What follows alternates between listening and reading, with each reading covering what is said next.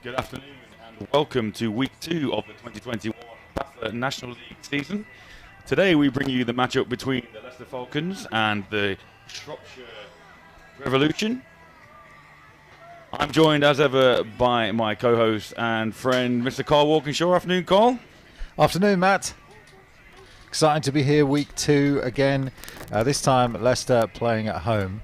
And so what we'll see today is the first outing of this Leicester team on their home field, which has changed actually because they're going to be on AstroTurf rather than on their traditional grass pitch, which was over. You can just see, you've got a wide view here on the screen, you can see where their pitch used to be, and they're on their new AstroTurf pitch, so it'll be interesting to see how they play on that. Absolutely. AstroTurf always makes for a faster game, generally speaking, and we are obviously into week 2 of this BAFTA National League. Leicester came up against the high-flying Tamworth Phoenix last week. The game that you commentated on went down 12-7 in that one, but tell us what you saw from this Leicester team, which will give both coaches, players and Leicester fans alike to you. Well, the big story today is that the two Americans, Watts and Van der Ven playing quarterback and Watts playing wide receiver. They were the real stars last week, holding this, scoring 7 points on Tamworth. Didn't come out with a win, but it was great to see Van der Ven. But the story, Matt, is that Van der Ven and Watts will not be playing today due to, well, the story from Leicester is that there was an administrative error. So follow the story with me. Coach Jason Scott makes a complaint to BAFTA about the 2 American players. And they get in touch with BAFTA, and BAFTA say, no, those players can't play. Even though we gave them permission to play in week 1, they're not going to be allowed to play in week 2. They've been suspended because the documentation was wrong, but Leicester say BAFTA didn't spot it. And so now you've got a situation where Leicester have had to run about. They only find this out Friday night. Okay. So Leicester have had to run around to find a quarterback, and they've come up with a quarterback, a blast from the past, the ex-Nottingham Hoods quarterback, current head coach of Leicester Falcons, Mike Grosner, who's aged 55 years old, is going to be playing quarterback today for the Leicester Falcons. How about that, Matt? Well, Carl, I found that amazing. Obviously, we discussed this before we came on air, and as I walked into the studio, you gave us the news about Dante Van der Ven and the fact that he wouldn't be playing, and you said, guess who's playing? And I made the sort of literally off-the-cuff gag about Mike Grosner. I remember watching Mike Grosner when I was a sort of 13, 14-year-old when I went down to Harvey Haddon, used to watch the Hoods. And we'll join the...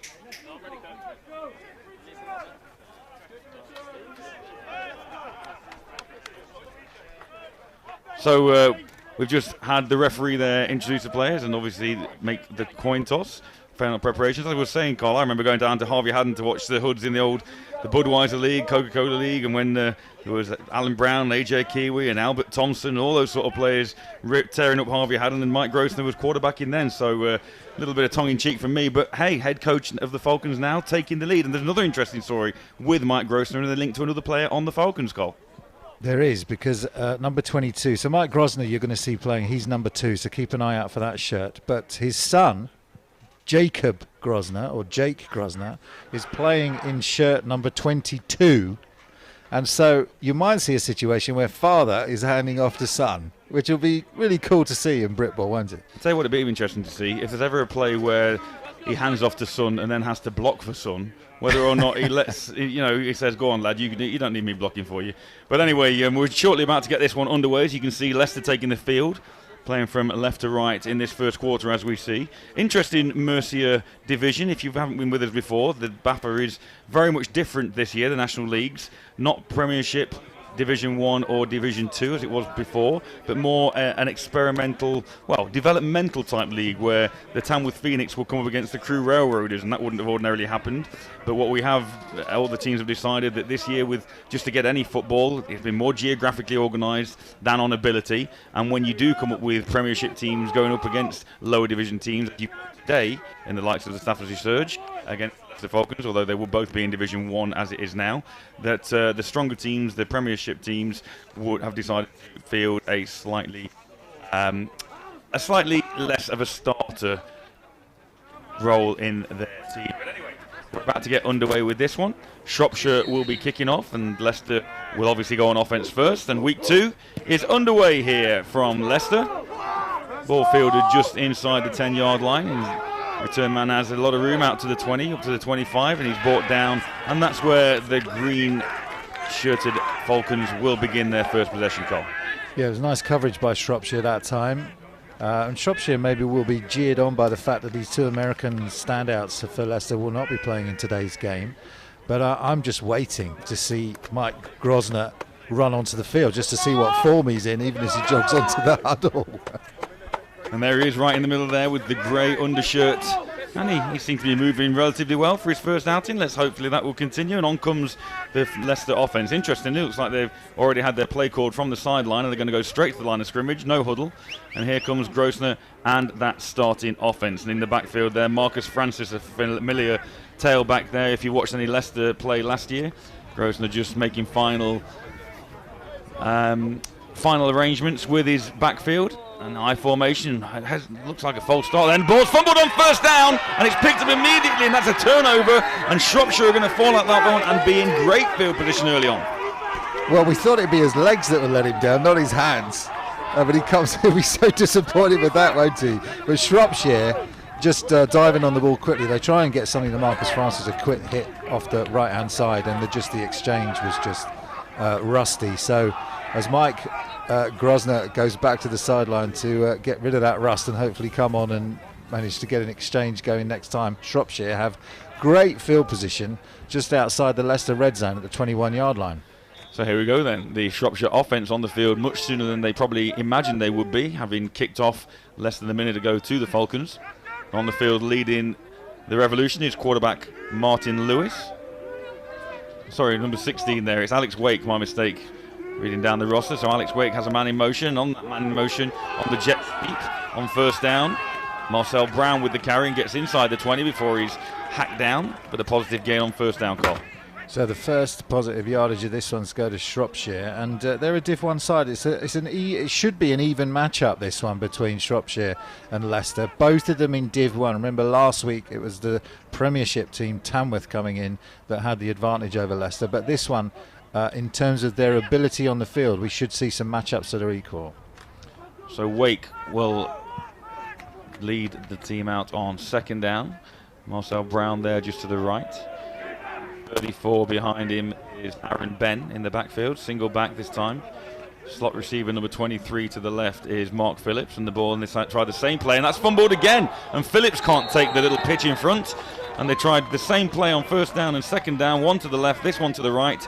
And unfortunately, Mark Phillips unable to get a handle and lucky to fall on that one. Yeah, I think it's Dan Savage coming in just to make sure that there was no gain from Mark Phillips. But again, both of these teams rusty in terms of these offensive handoffs, and that means that Shropshire are going to be backed up on their 15-yard line, third and it looks like 5. So here they come to the line of scrimmage, this Shropshire team. So far they've had 5 yards forward, 5 yards back. We'll see what Alex Wake can do here from his quarterback position.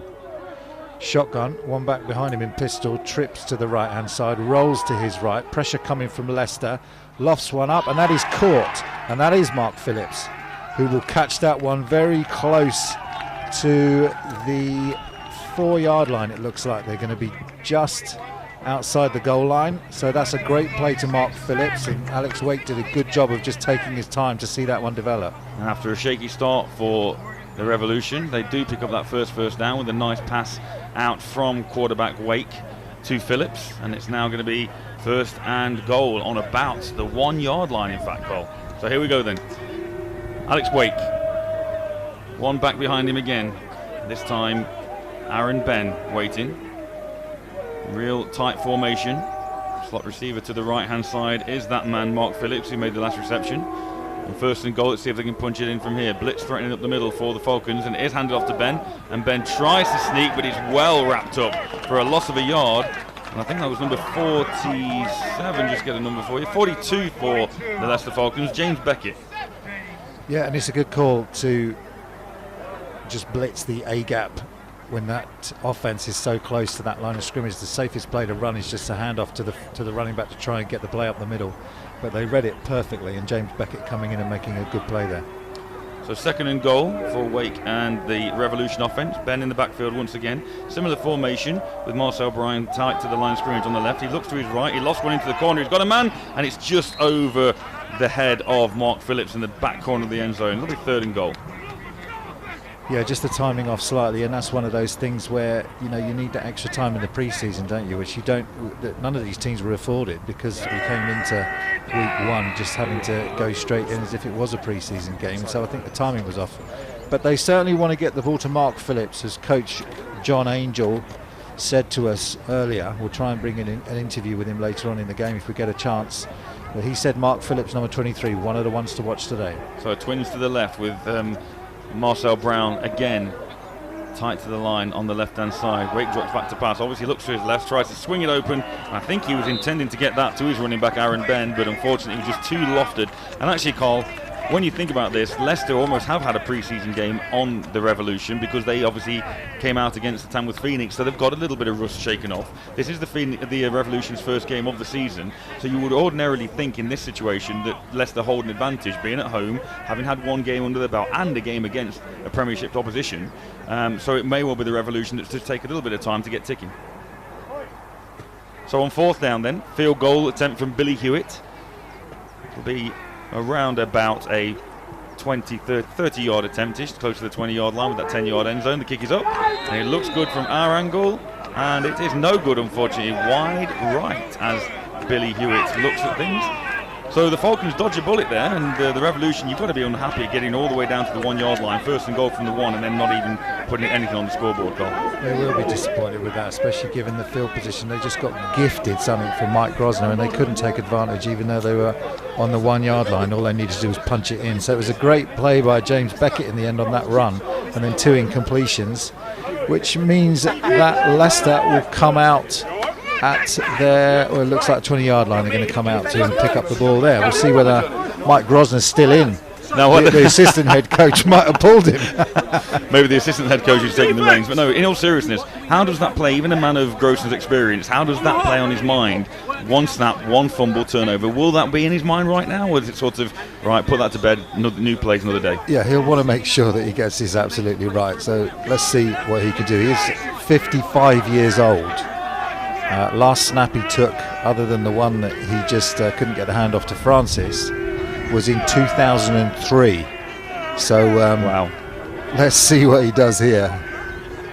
So here we go, Grosvenor then. Francis was late to come into the lineup there. No huddle again from the Falcons, and here comes Francis. Looks to hand off again, and he does. Grosvenor hands off to Francis, and Francis keeps those big strong legs pounding as he goes up the middle, taking 2 or 3 Revolution players with him for a pickup of 9 yards.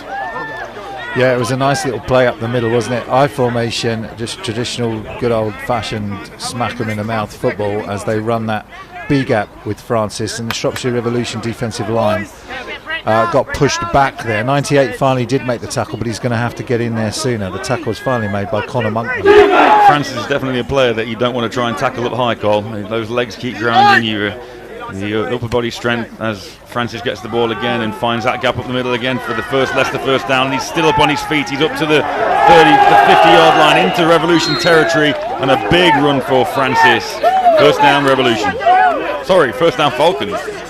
Yeah, first down Falcons, and Santino Dammit, who's come up from his defensive back position, having to make that tackle. So they're getting through that first line up to the second line past those linebackers. It's a good set of Shropshire linebackers, including Alistair Jarvis. So they will want to make an adjustment here so that they can contain the running of Francis. Otherwise, it's going to be a long day at the office for this defence. So a real old school pro formation now for Grosvenor under centre. 2 running backs, split backs behind him. A little bit of a feint on first down. Grosvenor takes it himself, and the 55-year-old on a little quarterback sneak.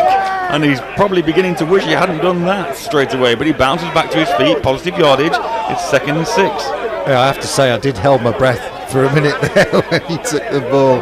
It was Andy Batter that got the tackle. No one was expecting that. The quarterback, 55-year-old, taking the ball up the middle of this stout defence all by himself. So now we drop back to an I formation, and even though there's no huddle here, it does look like there's some confusion Grosvenor almost turning around and telling his backs the play prior to them setting up. So we went from pro formation, we're now into a traditional I formation.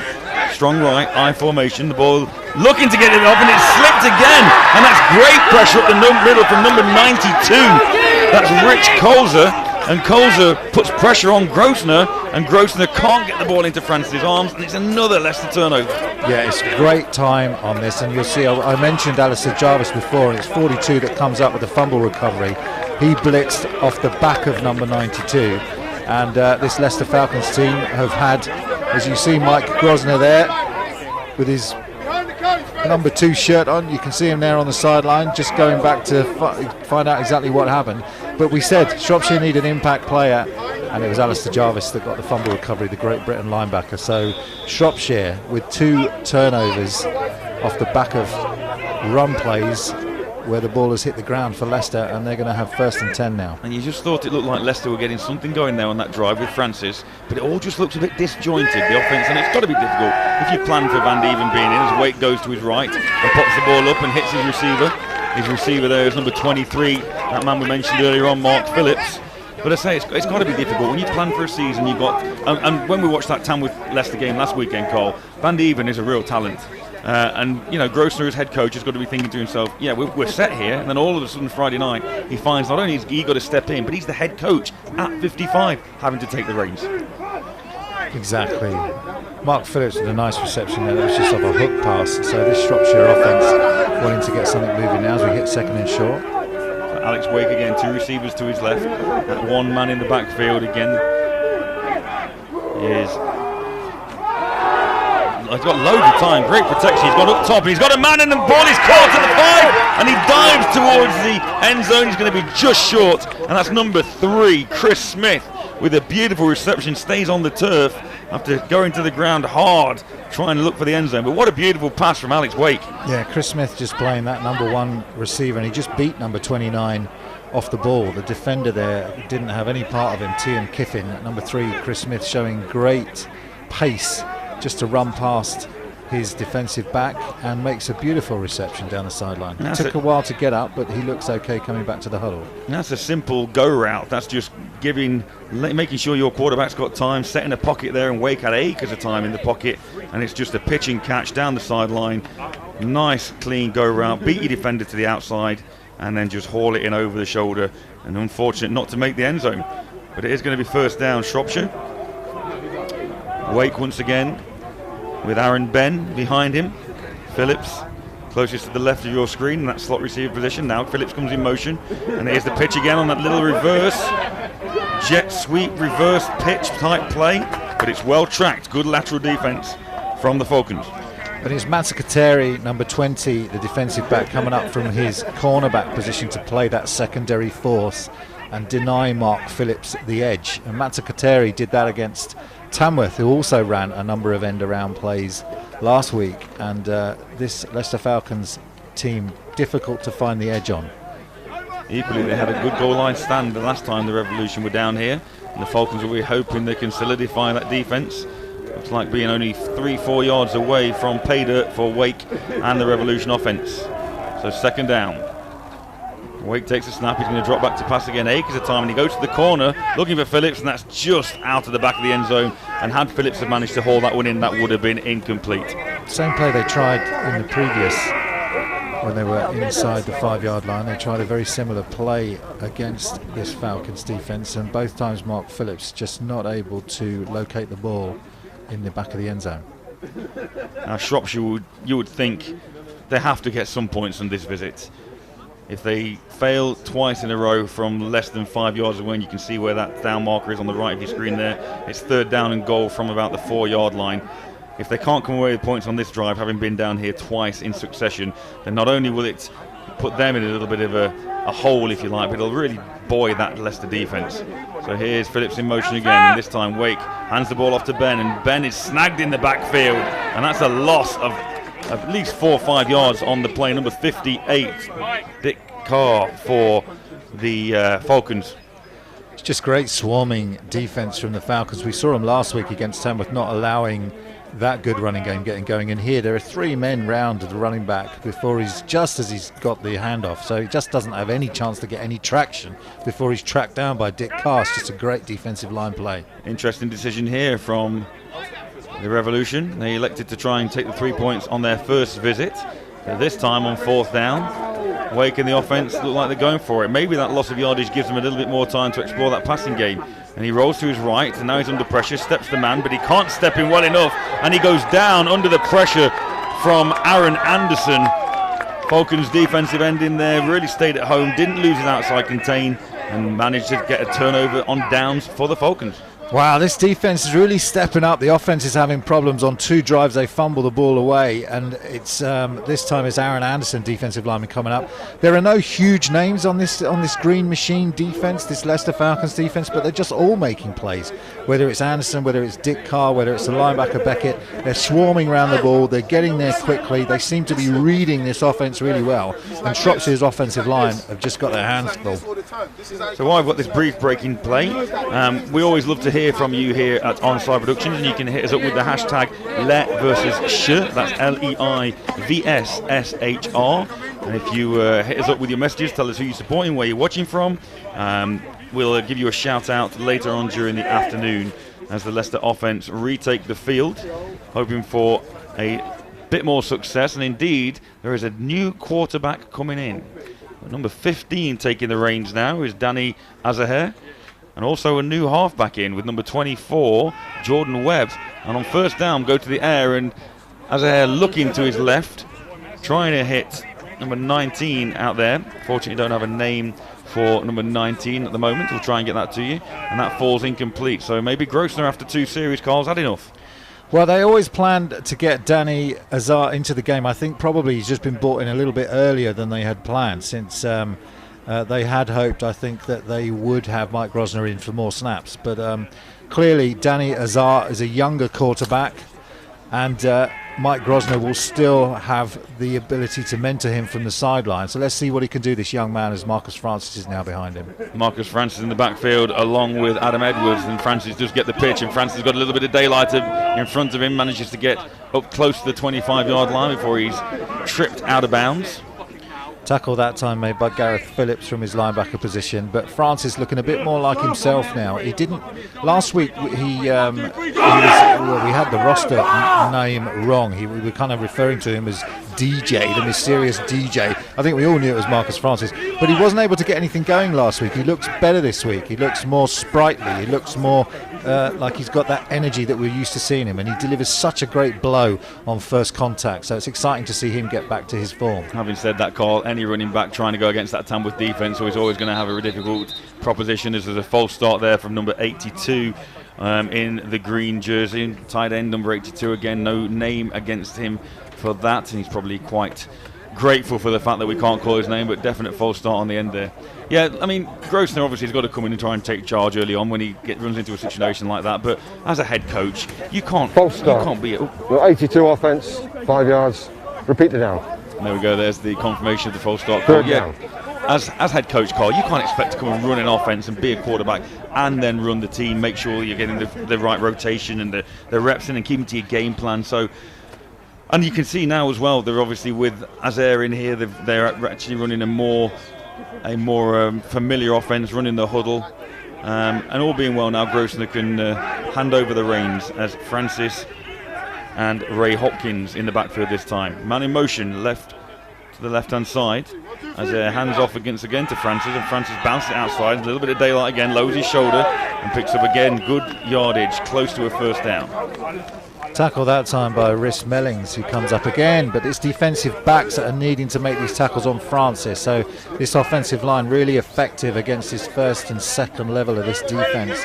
And as long as these defensive backs are going to be making these tackles, it will open up that passing game, because the defensive backs are having to come up to cope with the pressure that Francis is putting them under. Nat Eves checks into the game for the Falcons on 3rd and short. In fact, it's 4th down. You can see the marker there. Absolutely. We've had 2 runs from Francis, then we've had that initial pass on 1st down, which fell incomplete. So 4th and a yard. You'd expect Francis to be getting the football right here. Similar sort of play, motion to the left, and that's going to be, again, another false start. That looks like it's going to be on Francis. That's going to drive them back, and it will be 4th and 6, 4th and 7. Number 11 on offence, 5 yards, still 4th down. Actually called on Aaron Jones, the receiver in motion. He's had his lateral motion as he made his way across the back of the O-line, but then turned and started going vertical a little bit too soon. So from 4th and a yard, as Carl says, it becomes 4th and 6, and on come the punting unit. Well, Leicester not having a lot of success on these first few drives. Marcus Francis has been the only highlight, really. Other than that, they're struggling to get these first downs. So 4th down and Danny Burton into punt. Danny Burton with a real good leg. We mentioned Alex Langdowski last week for the Phoenix, who was such a game changer. That's a high kick. And actually, the Gunners outrun the kick, and it takes a Revolution bounce. And we've not had any plays so far this afternoon in the Revolution half of the field, but it does appear there's a flag on the field. We'll wait and see what that is. As we await confirmation, and the ball is marched back, which again is going to be a very favourable position for the Revolution. We'll try and bring you scores from around the country this afternoon. There are some other games going on, a number of other games again, week 2 of this BAFA National League campaign. 2 scores in at the moment. The Merseyside Nighthawks currently leading the Chester Romans 19-6, and the Bristol Aztecs dominating the Swindon Storm 32-0. And you're going to see more of those mismatches as the Bristol Aztecs coming on. Offside. Number 92 on the defence. 5-yard penalty. It remains 4th down. So it's going to go back to 4th and 1, I think, for this Leicester team. So we'll see what they do here. As you mentioned, yeah, with the fact that we've got Premiership teams taking on Div 2 teams, you are going to see some one-sided matchups. But the hope is that the Prem teams will give a run out to maybe the 2nd, 3rd string players on their roster to give them experience, to give them a little bit more game time, which will not only benefit them for the future, but it'll also benefit the lower level opposition. So yes, you would expect also the mercy rule to still be enforced in this league. So when a team gets to 35 points, they're just going to go with that running clock as long as that 35-point lead is maintained. So we'll see what happens in that Bristol game. And see whether Swindon can do something to get a score themselves. So back to the future. We've suddenly gone in a time machine to about 2.5 minutes ago. It's 4th and 1 for the Falcons. It looks like being the very same play. And Azair tries to get the defence to jump, and what it actually does is makes his own offensive lineman jump. Number 57, Jojo. 57 offence. 5 yards, still 4th down. And this is a little bit like the Twilight Zone, Cole. We're going 5 yards back, 5 yards forward, 5 yards back. And here we go again, and the punt team and Danny Burton will take to the field once more. Will someone just stay onside? We'll see what happens on this down. Hopefully they'll get a clean play away. Danny Burton back on. At least he's getting some good punting practice. He got a shot in, didn't do so well with it last time, so let's see what he can do with his 2nd attempt. You've got to be thinking, haven't you? That play called in the huddle there on 4th and 1. The whole of the Falcons offense would have been told, don't jump, we're going to hard count. As another one slides off the right-hand side of Danny Burton's foot. And it takes another Shropshire bounce, no flags this time. And Shropshire will take over inside the 40-yard line of the Falcons. I say, they're going to know, don't jump. We're going to try and get the defence to jump offside. And then before you know it, your O-lineman, trigger finger, and off he goes. There's a lot of afters on this one. You can see pushing and shoving going on. Both these teams wound up, ready to go in this Q1. Rob as Rees 95 there is escorted off the field by his playing colleagues. Yeah, Rob Rees there trying to be protected as you see him walking to the bottom of your screen now. Off the screen and away from the action. So 1st down Shropshire. Once again their 3rd possession, which is beginning inside Leicester territory. And the net gain after all that to and fro-in was about 20 yards for Leicester Falcons on the punt. So Danny Burton, not his best punt that we've seen him do, and Shropshire again with really good field position. Let's see whether they can do better this time. Let's go then. 1st down Shropshire. Can they break the deadlock on their 3rd possession? Wake, same play that they started the previous drive with, and he hits his receiver Josh Morton for a nice little pickup. And that 4 or 5 yard pickup on 1st down call opens up that offensive playbook for the rest of the series.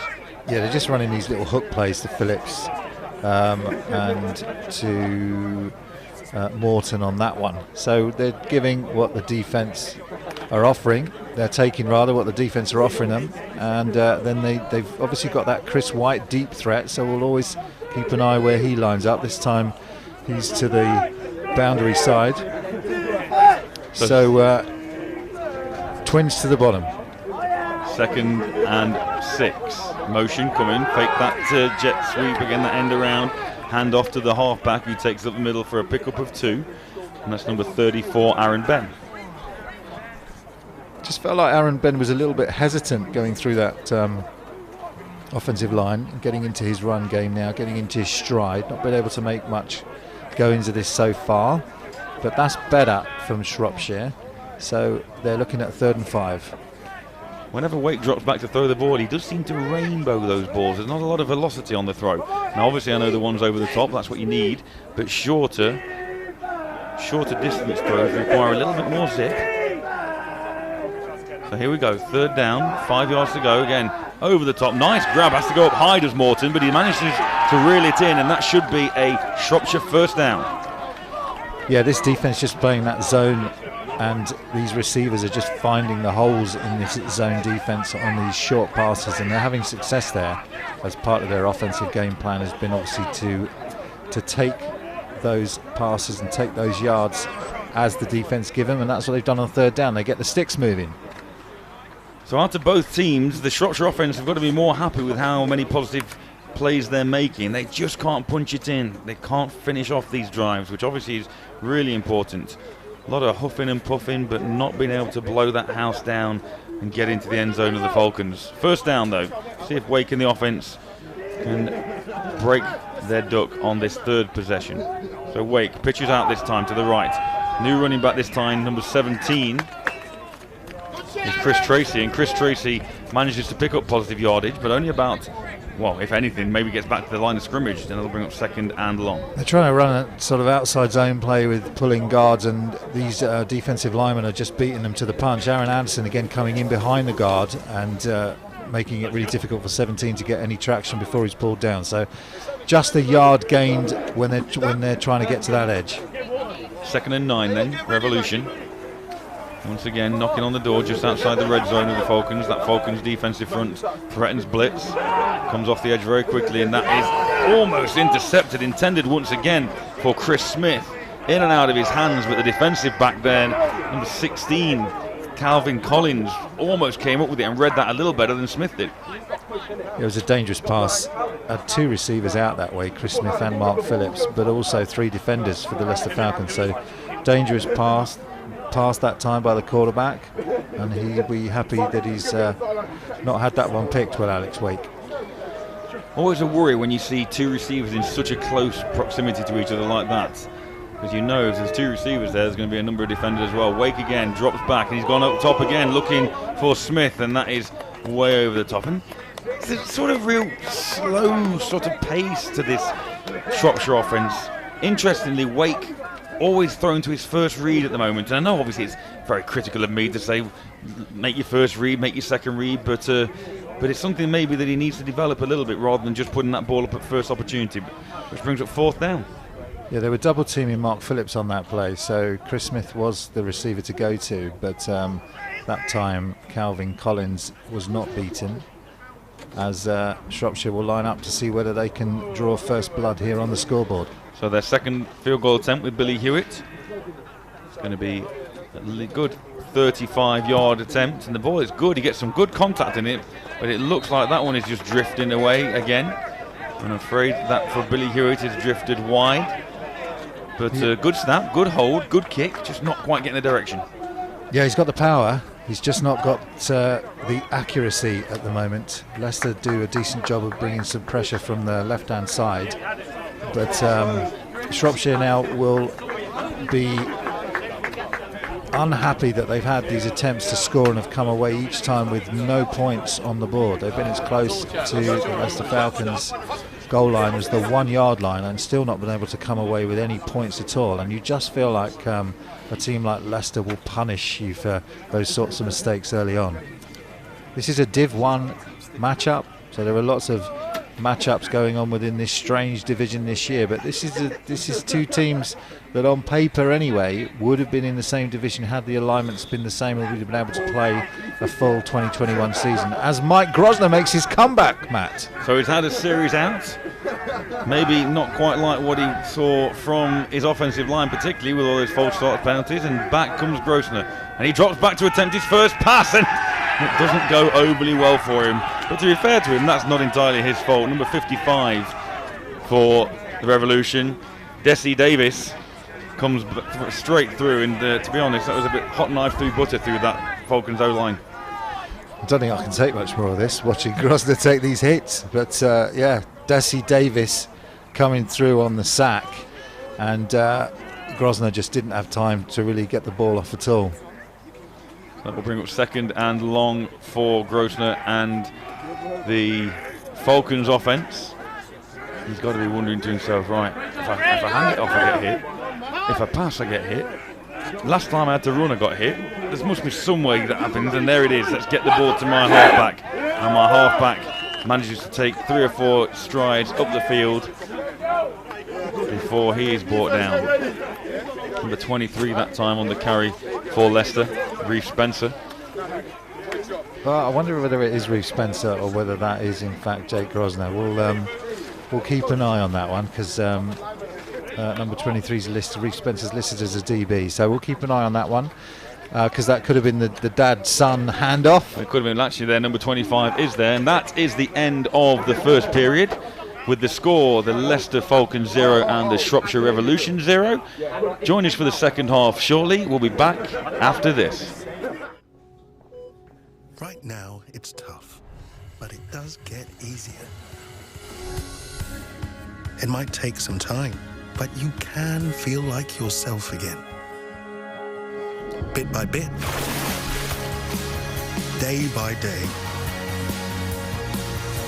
With gyms, hospitals, physio and mental well-being. At Nuffield Health, how you feel tomorrow starts today.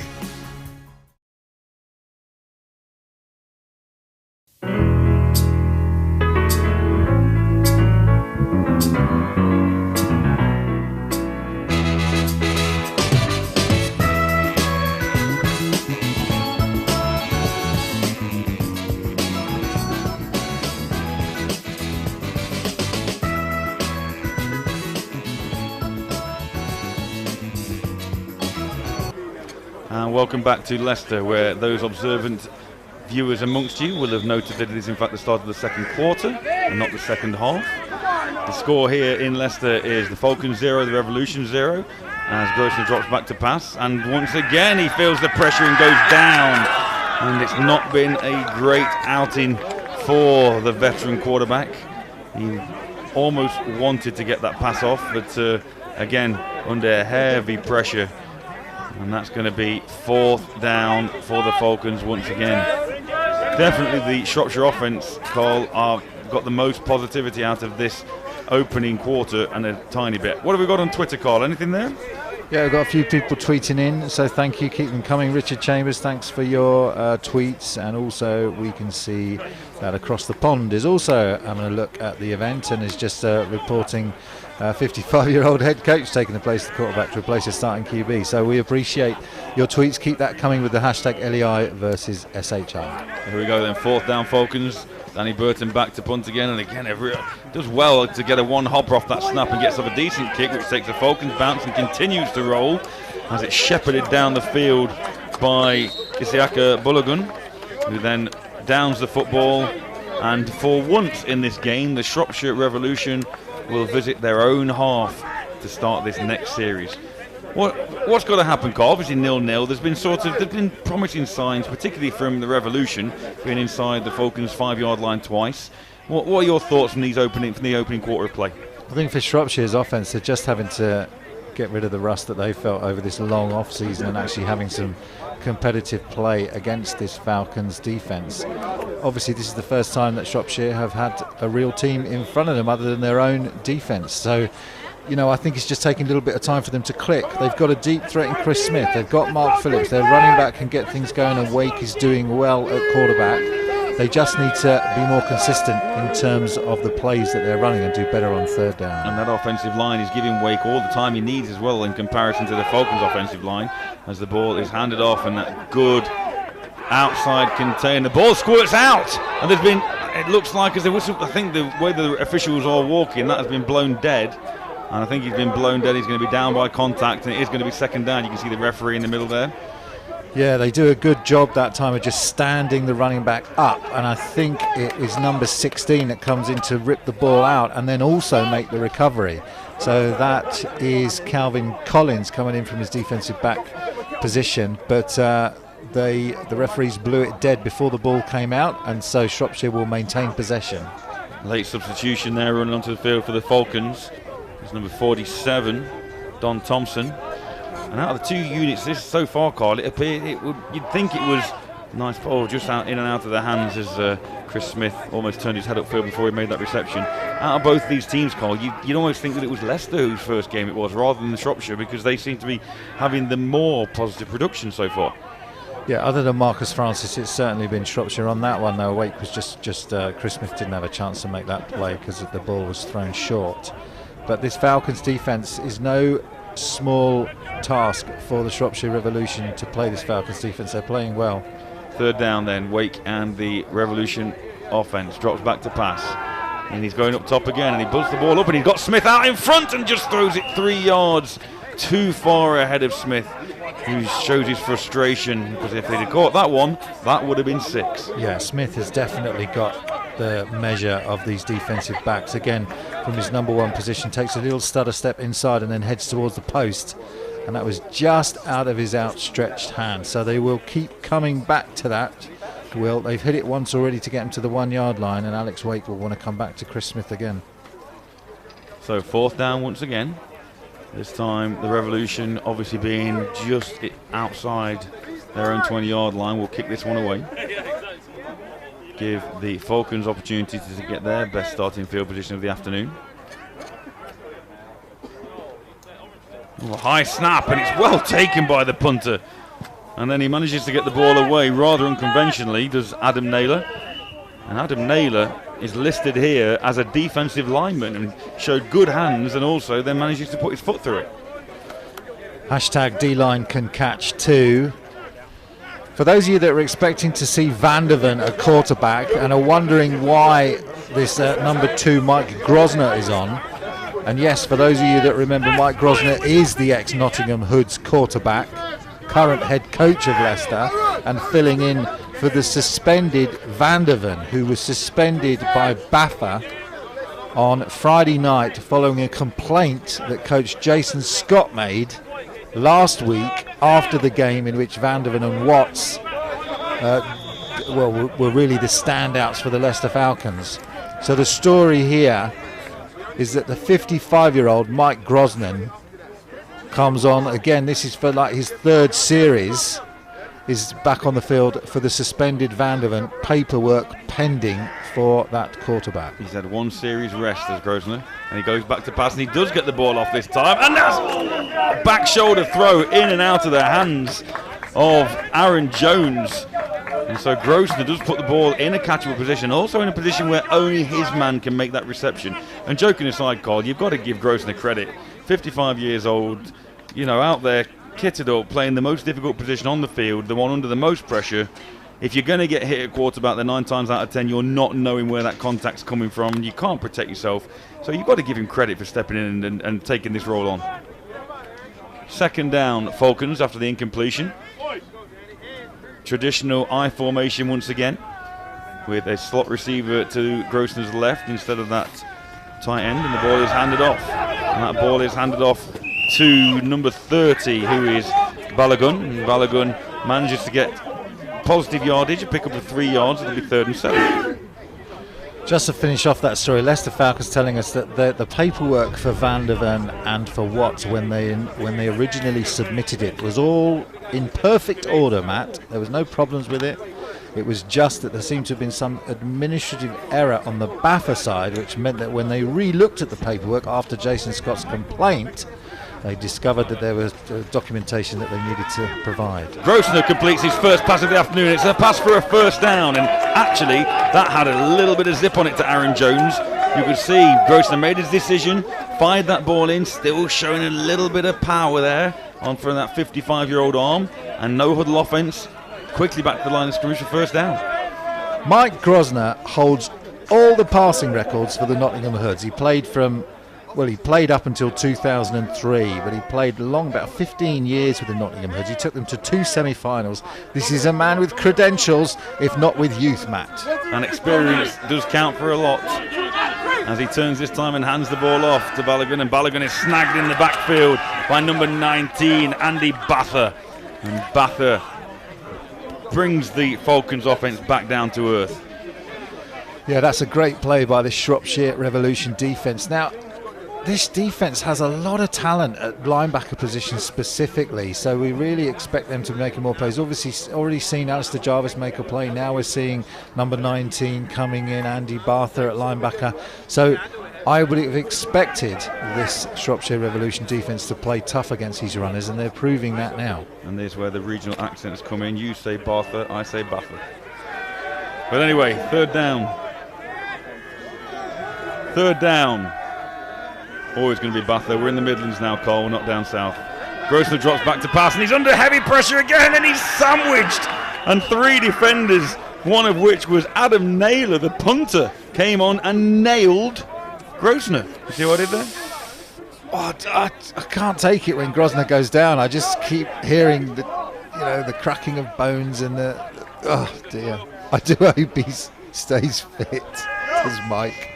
So third down, 3rd and 15 for Grosvenor and the offense. Can he find that magic? I said it at the beginning of the broadcast. It seems surreal thinking I used to go down to sort of 12, 13-year-old to Harvey Haddon and watch Grosvenor quarterback in the Hoods in the old Budweiser League. Just phenomenal to think that he's managed to maintain himself to the point where he can still kit up Cole. Absolutely. I'm rooting for him at least to survive the game. So third down, Grosvenor got to be playing back to pass, and he hopes for a little bit more protection, but he doesn't get it. But it almost looked like they were trying to set up a screen to their left there, Cole. Grosvenor looked to his right, came back to his left. Unfortunately, it was nothing on, and he has to taste the dirt once again. That's Rich Kouser coming in, who's not a small defensive lineman, but this Leicester Falcons offensive line, come on, guys, you've got a 55-year-old back there that you've got to protect, and it's almost like they're just not giving him the chance to show what he can do. Goodness me, what must be going through his head? You can see him there, dishevelled on the sideline.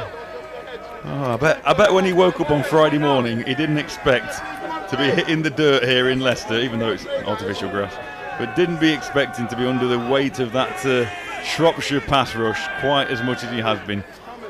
So 4th down again, on comes Burton, another poor snap that he fields well off the ground. It's a good kick again from Burton with the wind behind him, and it takes another Leicester bounce. And Balogun tries to keep that one in play, and I'm not quite sure why, other than to get a couple of extra yardage, but it's a good kick, and it's going to be Shropshire ball from their own 13-yard line, midway through the second period here. Carl, what you got? Well, we'll just keep checking the tweets and keep them coming in. What do you think of Grosvenor's play so far, and what about this Leicester Falcons offensive line? What can they do to ensure that they keep Grosvenor safe? Just looking at other scores around the country, Sheffield Giants now the Premier team against Div 1 Yorkshire Rams. Sheffield Giants leading that one 20-6 over Yorkshire.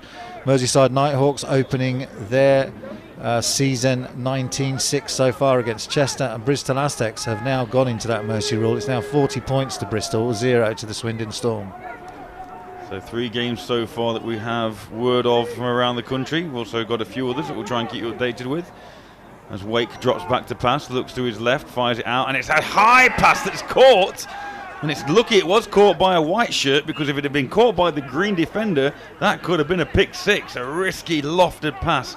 We mentioned already about how Alex Wake seems to rainbow these balls in rather than putting them on a rope, and that one, particularly when you throw into the sideline like that, Cole, you've really got to put a little bit of zip on it, otherwise it just gives the defenders too much time to get under it. Yeah, exactly. They're lucky to complete that one, but they do complete, and they are going to move the chain marker, so it is going to come up probably 2nd and 3, 2nd and 4. So positive play once again for Wake and the Revolution. Trips this time to the right-hand side. That's 3 receivers, 1 running back behind Wake. And now he brings Phillips in motion. And he looks to try and get that jet sweep, and he does, and Phillips breaks the first tackle. He's got daylight in front of him. He's past midfield to the 30, puts on the jets, and it's a great diving tackle. Diving tackle by number 36, Ben Evans, last man standing, saves the Falcons from going 6-0 down on a great run by Phillips. Yeah, Phillips just burst that round the end. They managed to get a little push on the edge, and it was only Ben Evans that had to come across to make the covering tackle from his defensive back position that denied Phillips the touchdown. That was head coach John Angel earlier on said Mark Phillips was one to watch, and he certainly has been in this one. He is the star of this offense, and he's now beginning to try and take control of this one himself. Interesting call, that end around. The last couple that they've tried have been little pitches, so almost forward passes to Phillips or to the man on that end around. That time it was a straight handoff. And it makes you wonder how risky passing it is as Wake drops back to pass again, goes to the right. He's got his man, and it was Phillips again, and got them in front of 3 Falcon defenders, but again just overthrown by Wake. Well, they're trying to defend Mark Phillips with 3 defenders, double coverage, and that time triple green shirts over there to cover Phillips, and they've gone to that corner post, that corner route for Mark Phillips a number of times. They've not yet been able to complete it, but they're going to keep going back to the well. Shropshire, if they take the lead here, it might actually wake the Falcons offence up, especially this offensive line. So we do need a score in this one to really take this play to the next level. Shropshire now threatening. And Shropshire will be kicking themselves that they haven't been able to take the lead so far, having been inside the Falcons' 5-yard line twice already and come up empty. So Wake again, here's another little end around. That was a high tackle, but somehow the runner, Jacob Fafo, manages to keep his feet and remain with his head on top of his shoulders, and it's a loss of yardage. But when he took that ball, Carl, it already seemed like he was running backwards. Yeah, and again it's Aaron Anderson who's causing havoc in that Shropshire Revolution backfield. A number of times that he's either slowed a runner down, or as you see there, he's forced a runner to take a different angle, or in that case, taking the runner up high and just slowing him down while his colleagues arrive. So good play by Aaron Anderson again. Good pressure from this D-line. 3rd and long now, make it 16 for the Revolution. You'd expect Wake to go to the air here, trips to the left-hand side. That one running back still behind him in the shape of Aaron Ben. And he does look to the air, and he's got time again, steps up, 2 men there, and this time it's almost intercepted. That ball just really put up for grabs, intending that to go to Chris Smith once again, but the Falcon defender had more of a chance to make a play on it. Yeah, again, the pressure coming that time from the defensive tackle position, so it's number 81 that's actually in the quarterback's face, Wake's face, as he throws that ball, which just threw the timing out. So the pressure that time coming from Amici Unbun. So timeout Shropshire. First timeout of this first half. 4th down upcoming. The ball is spotted on the 27-yard line, so discussions will be, we've attempted 2 field goals already, come up empty. Do we attempt a 3rd field goal and try and take the lead, or do we put it in the hands of Wake and try and get it to Phillips, our playmaker, to pick up that 1st down? What would your call be here? I know you're a defensive coordinator, and I know you're not a massive fan of offense, but if it was you, what would you be telling to your Chargers here? Go for it. And that's go the for defensive. It and falls out. Why not? You've got the position there. Let's go for it. As Harriet comes in, number 97, Dan Savage, go Falcons. Dan's baby Freya is watching and loving watching her daddy play. That's beautiful. Dan Savage made a couple of plays so far. Sorry, I wonder if that's a live picture of what Harriet's doing right now. UK American football scene. Dread to think how Grosvenor will get up out of bed tomorrow morning at this rate. I tell you what, me and Carl struggled to get up out of bed after commentating, let alone Grosvenor playing quarterback at 55. But fair play to him, like we've said. You've got to give the man credit for stepping out there, stepping into the breach and leading his Falcon side during this time of adversity after the decision from Baffa on Friday. So here we go. Carl, they listen to you. The Revolution are going for it. Wake up at quarterback again. Aaron Ben in the backfield. He swung out to the left-hand side last time, did Ben as an outlet, but Wake decided to go long looking for Smith. Trips to that left-hand side once again. No one to the short side. Ben stays into block this time, and he goes for that same attempted pass, and it's almost an identical play, identical attempt, and identical outcome. Just didn't have the arm for it on that one, just the quarterback just not having enough power in the throw. Chris Smith was in a position just behind the defensive back, but an easy play, an easy bat down for Calvin Collins in the end. So once again, as much as you feel like the Falcons aren't really threatening the scoreboard, equally they are nullifying any attack that the Shropshire offence are trying to put up. And it's largely due to, and I think it is, I think it comes down to this. They've got playmakers on offence, Shropshire definitely. I think it's a case of Wake just having the passes in the air for too long. Maybe trying to go for too much too often.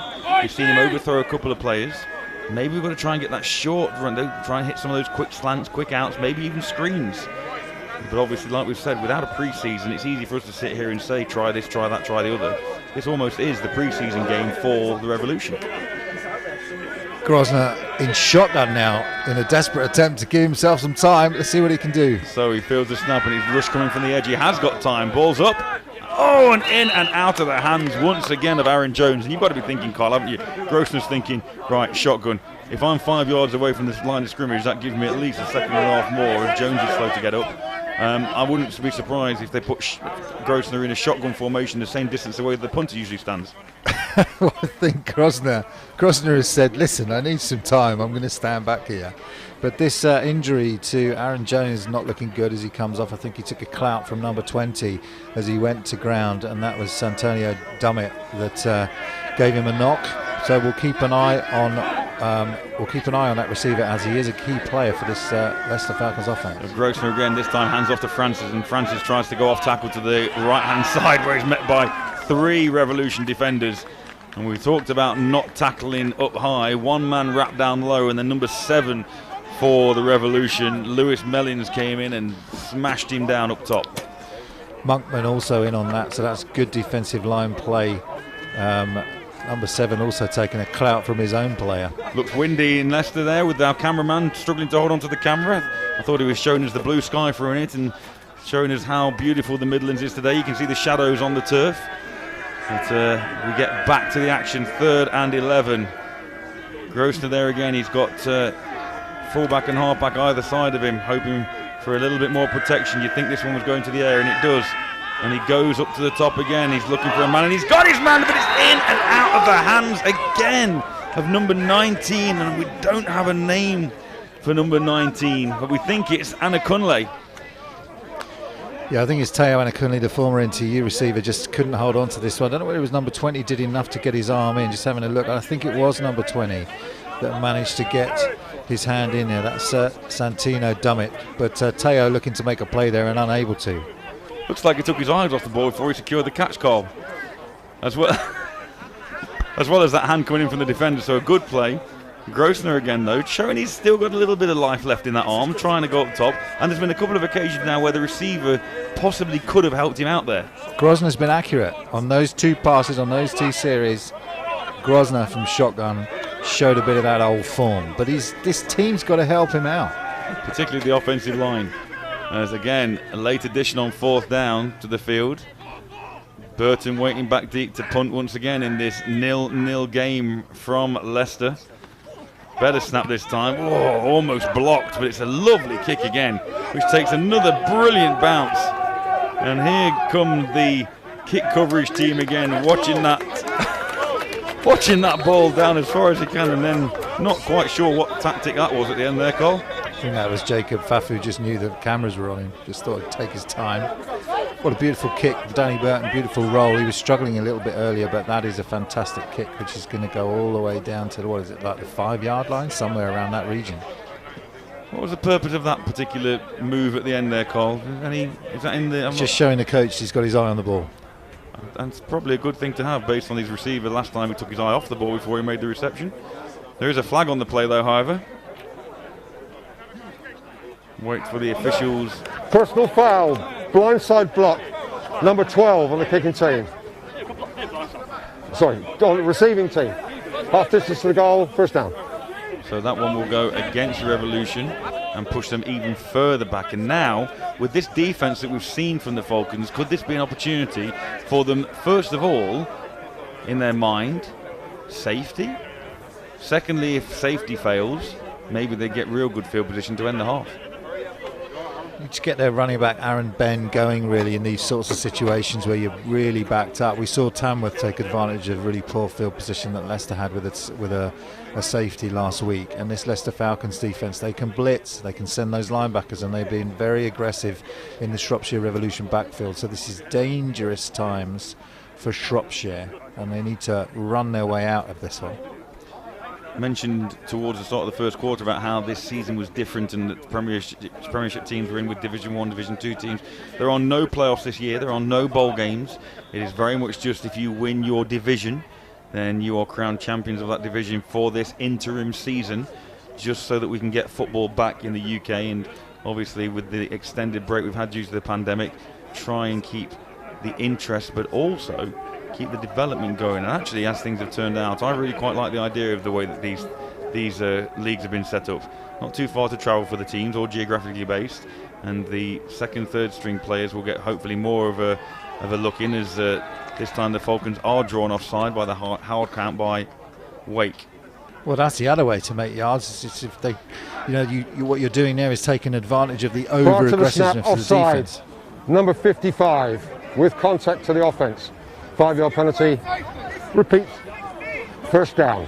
So a smart play that time by Alex Wake, taking advantage of that aggressive Falcons defence and working it against them. So it makes the Revolution job a little easier, gives them a bit more breathing space away from their goal line. 1st and 5 Revolution with Wake. Running back in the backfield on this series is Chris Tracy, number 17. And once again, they leave the left-hand side of the field open, which would suggest there may be another one of those end arounds coming. Low snap, and this time Tracy gets the handoff, spins out of the grasp of one defender, but then is met by 3 or 4 green jerseys and pushed backwards. Yeah, and that's been the story so far. This green defensive machine, they just have been dominant in terms of those run plays and haven't given Shropshire Revolution much air at all to breathe or get anything going. Offside. Number 95 defence. 5-yard penalty brings up a first down. 95 has been called offside. That's 10 yards of penalties now. That's Rob Rees, the defensive lineman for Leicester. And so they've given away 10 yards now, have this Leicester Falcons defence on 2 offside penalties. So the Revolution aren't going to complain about that. 3 yardage there on 2 consecutive plays. 10 yards gained without any effort. Although Tracy will probably disagree with that, with the effort he put into that last run. So first down. Just about on the 20-yard line of the Revolution. Wake and that offense look to go to work again. Beautiful day here in Leicester. See the long shadows on this well-maintained artificial turf. Man in motion again, and this time, nothing doing there at all. Nothing doing. First man there for the Falcons was Rob Rees. Yeah, Rob Rees says, I'll have my yards back, thank you very much. Mr. Referee comes in and dumps the running back that time for a loss of 5. It was Kalpish Misuria who was also in on the tackle. And some sort of exchange problem there on the handoff. It looked like some kind of triple option they were trying to do, but the ball came out so late and that defensive line was all over it. What's the hardest position in the British game to play? Because, obviously sometimes you look at it and you think the quarterback, it's hard to have the accuracy on the throw and lead. But then you think for an offensive line position, there's so many different things that a defensive front does. And without the offensive line, an offense can't generate anything. Is there a particular group, as we watch this second down, because talk us through it, Carl, is there a particular group where it's harder, and why the British game struggles as opposed to other types of football you might see? It's the offensive line that takes time to gel, isn't it, Matt? I mean, we often find that when you've got a unit, like a defence can come on the field and fairly quickly be dominant because each of those individual players... The result of the play is forward progress at half-yard line. It is not a safety. So it's 4th down on the half-yard line, which is terrible position for Shropshire to punt from. But yeah, in answer to your question, it is that but it's a offensive 2-minute line warning. 2 minutes left in the half. That takes time to gel. And that's why you're seeing both offensive lines struggle. It's the reason why we saw the Prem side Tamworth offensive line struggle. It's because unless you have that ongoing... Actually, this looks like a problem now for the medics, as we have a Shropshire Revolution player down on the field. So we'll get you the news on that. But yeah, these offensive line, they do struggle early on in the season. And they will need additional time to ensure that they can gel really well, rather than what we're seeing now at the moment with each of these teams struggling on their offensive lines. And it's really difficult, Carl, isn't it? Because obviously you and I are both coaches, and you know that when players are coming into the game, like we've said, the most important position I think for an offense to work is guard, centre, tackle. But nobody wants to come in and play guard, centre or tackle really, because they're the least mentioned players. They get the least credit when things are going well. They get the most, if you like, the most criticism if things aren't going so well, sacks and one thing or other. But equally, that's the most important part of the offense. And to say to a youngster, I want you to play guard, I want you to play tackle, you know, I want to touch the ball, coach. I want to go and run a 60-yard TD. I want to pass. I want to be in tackling somebody. But that offensive line is so instrumental. That's right. So we'll just take a short break on this one, because we're looking at this from the perspective of a medical situation that is emerging here in Shropshire, and we want to send out all our very best. We've seen some medics run onto the field, so we hope very much that this is going to be a situation which can be quickly resolved, but we need to take our time with this one and make sure that player is okay. We do indeed, Carl. So we'll be back with you shortly, and while we've got this break, we'll see you after this. Right now, it's tough, but it does get easier. It might take some time, but you can feel like yourself again. Bit by bit, day by day. With gyms, hospitals, physio and mental well-being. At Nuffield Health, how you feel tomorrow starts today.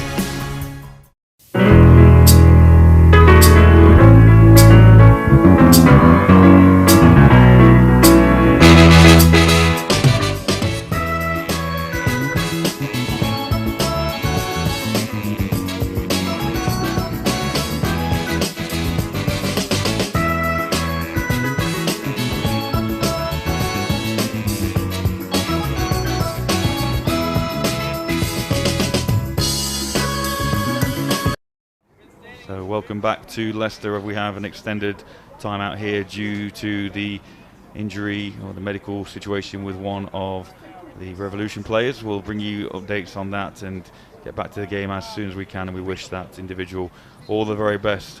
So Carl, while we can and we have this break, just looking around the country again, see if there's any updates on scores from the games that we have notification of. It still appears the Sheffield Giants 20-6 ahead of the Yorkshire Rams, Merseyside Nighthawks 19-6 leading the Chester Romans, and those Bristol Aztecs all over the Swindon Storm 40-0. Anything on the social media, Carl? No, some people commenting on the play of Mike Grosvenor so far in this one, but in terms of Twitter, keep those comments coming in as we take a quick break to ensure that this player is going to be okay. But it's an interesting season, this one, isn't it, Matt, with the 8 games and the different way in which this Mercia division has been put together. And if you didn't join us last week for the Tamworth game, it might be worth us just running through exactly how the league is structured. One of the things that happened in the off-season was clearly COVID. We didn't have the 2020 season, but BAFA had to respond to the fact that we wanted to have a 2021 season, but they weren't sure what any of these restrictions were going to be. We're in stage 5 of a 6-stage process of the government returning us back into live play. Thanks, Richard Chambers, for your tweet. A few good throws there from Grosvenor there. Unlucky not to get a completion. I think we agree with that, don't we, Mike Grosvenor? He's been Absolutely accurate a few times. And so we got into this situation where we needed to put a season on, but there just wasn't enough time for pre-seasons. There wasn't enough time to have a proper trophy competition in any of the divisions. And so they've put together this BAFA have put together this makeshift season, but it means that players can play live, and you've got most of the time you've got an 8-game season for most of these teams off the back of a 4 to 6 team division, and we are in the Mercia division, and this is a Div 1 game between Shropshire and Leicester, who probably would have been in the same division if the alignments had come out for a proper season of football. That's right. I mean, like we said, there's 14 divisions this year, most with 5 teams in there, some with 4, but equally all done via geographical organisation, which again helped teams with costs in terms of transport. And it's only got to be good for this season. Just keep hitting us up on the Twitter. You can see those ones flashing at the bottom of the screen as we're talking. Thanks for you guys getting involved on there. We'll give you a shout when we can. But I say it's only got to be good for the game just in general, Colin, and allowing it to grow and almost having this restart. And obviously the whole nation, the economy, social activity, everything has always had to be rebooted. And actually I can't think of a better way to reboot BAFA, reboot British American football, than actually doing this, giving certain teams the opportunity to visit. I mean, can you imagine being in that London division around there and going and visiting the Warriors and the Blitz when you wouldn't normally get to not only go to those locations but go head to head with those teams? Yes, it's going to be daunting, of course, but the opportunity, if you're a lower division team, to be able to come up against those giants of the game is phenomenal, and the opportunity for younger players to develop and get some time. It can only be good for the whole game. That's right, and a lot of these teams are going to use it as a rebuilding season for themselves.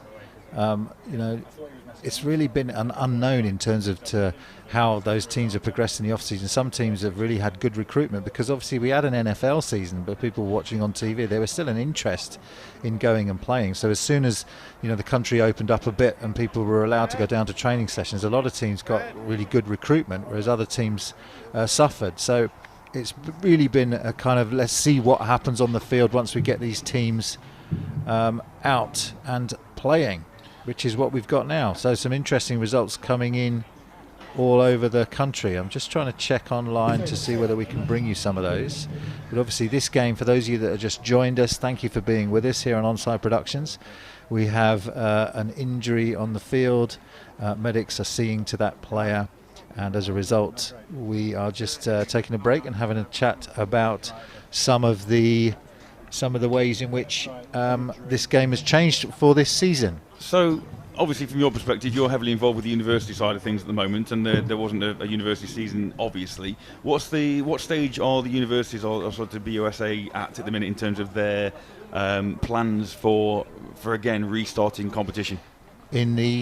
For the universities, at the university level of football? Yeah, well, we've got a truncated season. We didn't get a chance to play any competitive football, and obviously with the league finishing up, we are going to make sure that we have a good season next season. What we did personally within NTU is during the off-season, we were running Zoom calls all the way through that off-season. We were actually working our way through USA Football's new 5 fights, and we would do that every week. And then when we hit the field, we had an opportunity to play some football, but only against ourselves. So we were doing offensive versus defense, and we ended up having a competitive 5-a-side flag tournament. We'll talk about Mike Grosner, who's 55-year-old. You should have seen some of the coaches for NTU playing in that 5-a-side tournament. It wasn't the prettiest to watch. A few coaches went down with injuries, and so when Mike Grosner came on the field, I was like, wow, this will be good for him at 55 years old. Full kit. We had no kit on. And a few of those players that went down with injuries for you guys at NTU were nowhere near the 55 age barrier.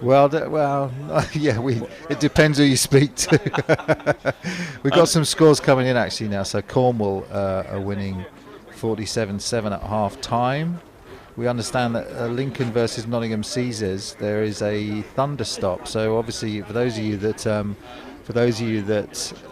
were around yesterday, we had those flash floods coming in, and those are beginning to impact. Obviously, if there's any sign of thunder and lightning, it's the only time you actually stop the game, isn't it? When lightning strikes are possible. So there's a thunder stop at Lincoln versus Nottingham, and at the moment it's 13-7 to Lincoln in that one, which is an interesting scoreline. It really is an interesting scoreline. Nottingham have retooled this year, and speaking to some of their players over the last few weeks, who I know personally, they were really excited and really ambitious about this upcoming season. And Lincolnshire, obviously doing the right things, making the right noise there against Nottingham. Speaking of the thunder and lightning, Carl, I was a little concerned last night watching the England game that TV might go off and we might not see the rest of England thrash Ukraine to make it to the semi-finals. But fortunately, that all went well. Might both be saying at this point as well that if you're new to the game and want to find out more about American football, or you want to try and find out what's available in your area, the BAFA National League website, if you just type in BAFA into any search engine, it will then bring you with that Baffa National League information. There's info on division, matches, results, standings, basically where you can find your local team. Loads of information on there. They're keeping you up to date with scores, with standings, player stats. It's been quite well reorganised this season. A plethora of information. Anything else on Twitter at the moment, Carl? Yeah, Ryan McCluskey says we could be looking at one of the lowest scoring games all season. I love a defensive battle, but this game is won or lost on special teams today. Thanks, Ryan, for tweeting in. Yeah, we're looking for a score to really get this one moving. And we're always really... Well, we're thrilled, really, aren't we, with the coverage that we get and the amount of people that are watching and where people are watching from. We've been doing this now for about 5 years, and actually, Carl, I remember the very first game we did was Nottingham Caesars against Doncaster Mustangs. And we had a similar situation where we had an extended injury break, and I think we had to talk for about 4 hours for that one. But that was from the back of a white van, and Steve and Tom and Alex with Onside Productions have come a long way since then to bring you the quality production that we do these days. And we're going to be with you all season long, covering the Tamworth Phoenix, and also, I believe, covering more of these Leicester games as well. But it's always a pleasure to be able to bring British American football to you and to find out where you guys are watching. Regularly we get viewers from all over the world, really, and it'd be wonderful to hear where you are and what you're thinking so far. Yeah, let's give us a tweet. We are on Side Productions. The hashtag is LEI versus SHR. Thanks to Oil Chowdhury for your hopes and prayers for that player on the field. We will get news as soon as we hear it. Lots of people tweeting in saying the Falcons, Helen says, Falcons still haven't scored, so not dominating too much, and Revolution are playing great defence. Yes, Helen, we're seeing that as well. Revolution, both these teams playing really good defence at the moment, and we're seeing it difficult for these offences to get going. And you can see Helen, I'm not sure that's a picture of Helen Horsley on the screen, but we appreciate the tweets coming in, so keep those coming in, and we'll try and play a bit of... Due to the nature of the delay, we are going to have a half-time break now and come back when the field is clear to play the end of the second quarter and go straight into the third quarter. Okay, so you heard it there. Obviously, due to the nature of this injury and delay, we're going to take an early half-time break right now, and then when the player has been tended to and we know that he's safe and well and we can have the game restart, we will play the remainder of the second period and then go straight into the third and fourth without having a half-time break. So we will be back with you very shortly after these ads, just to discuss what we've seen so far, and then we will be back with the second half of the second quarter as soon as we can. We'll be back after this. Right now, it's tough, but it does get easier. It might take some time, but you can feel like yourself again. Bit by bit, day by day. With gyms, hospitals, physio and mental well-being. At Nuffield Health, how you feel tomorrow starts today.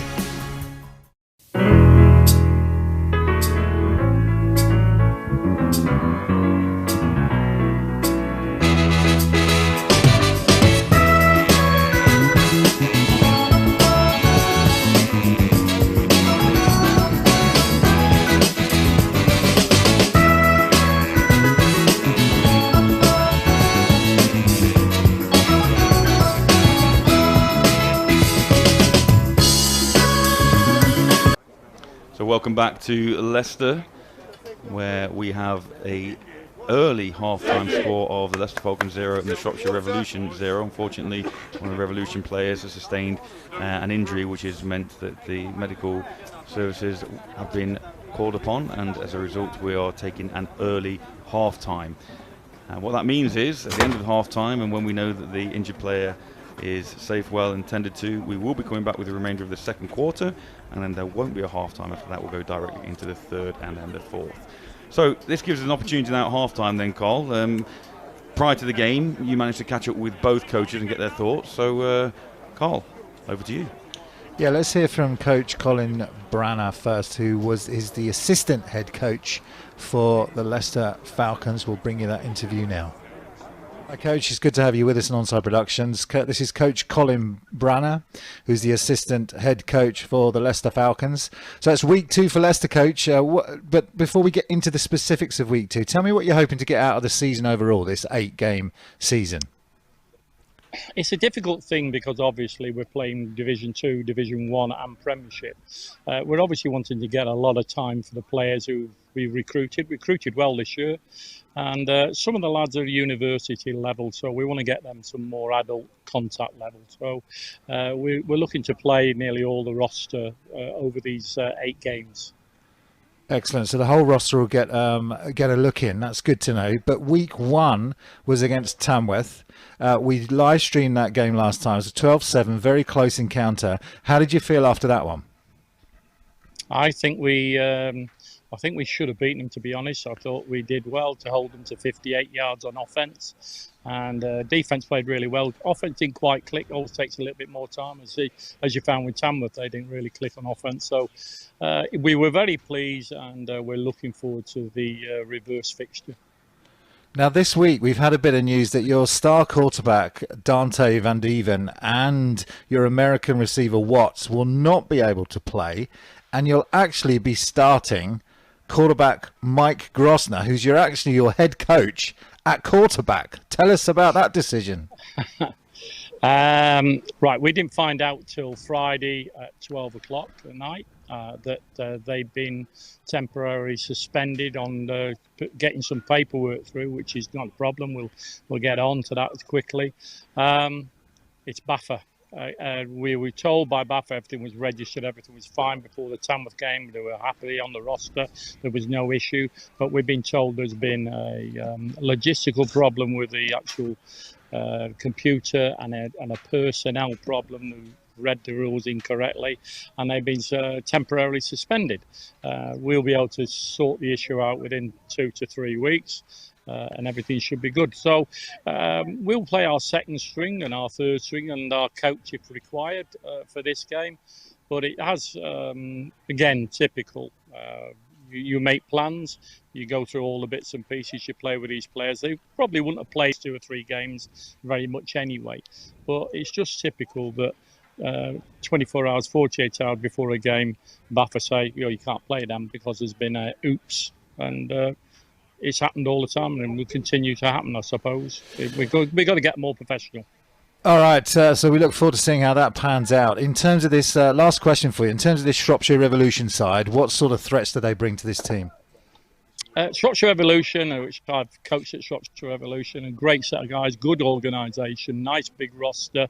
I'm expecting them to power. They're going to play an I formation, so we're expecting to play against the run, so we're ready for that. As far as we're concerned, we're just going to go and play what we play and see how they cope with it. Let's put it that way.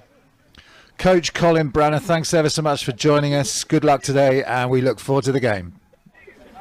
Interesting thoughts there from Coach Branner, Carl, and another piece of adversity with the Falcons. And there's no love lost between this Tamworth Phoenix side and Leicester Falcons, is there? I mean, this is the second complaint Jason Scott's. Every year he makes a complaint. He made a complaint about Americans from the Baker University coming in 2019, and they had that whole fiasco where the Leicester Falcons weren't able to play any of their Baker University contingent. They brought over 5 players. I remember covering that and speaking to the head coach about that one, and he was very frustrated and irritated by the fact that they still hadn't been able to sort that out, and they got such late notice. And you got another similar situation here. This keeps happening to Leicester, and so you have to ask yourself the question: well, can that relationship between Leicester and BAFA be improved so when these American players come over, that we don't keep having these administrative errors that have to be pointed out by their rivals, the Tamworth Phoenix? It's all a bit embarrassing, really, isn't it, all round? You can see Coach Branner there talking to head coach Mike Grosner at the bottom of your screen there, along with a few of the more senior players from the Falcons, obviously discussing no doubt what's going on currently, but equally how they're going to adjust things for the second half. Now, on the Shropshire side of the ball, they've made a very positive start to this game. We've seen flashes of brilliance from their quarterback and from their receiving core. And again, Carl, I believe you managed to catch up with their head coach prior to the game as well. That's correct. I'll speak to John Angel.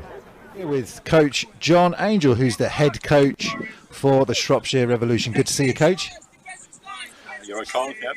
First question is, how has the off-season been for you? It's been a long COVID off-season for Shropshire, as has it been with everyone. How's it been for you guys?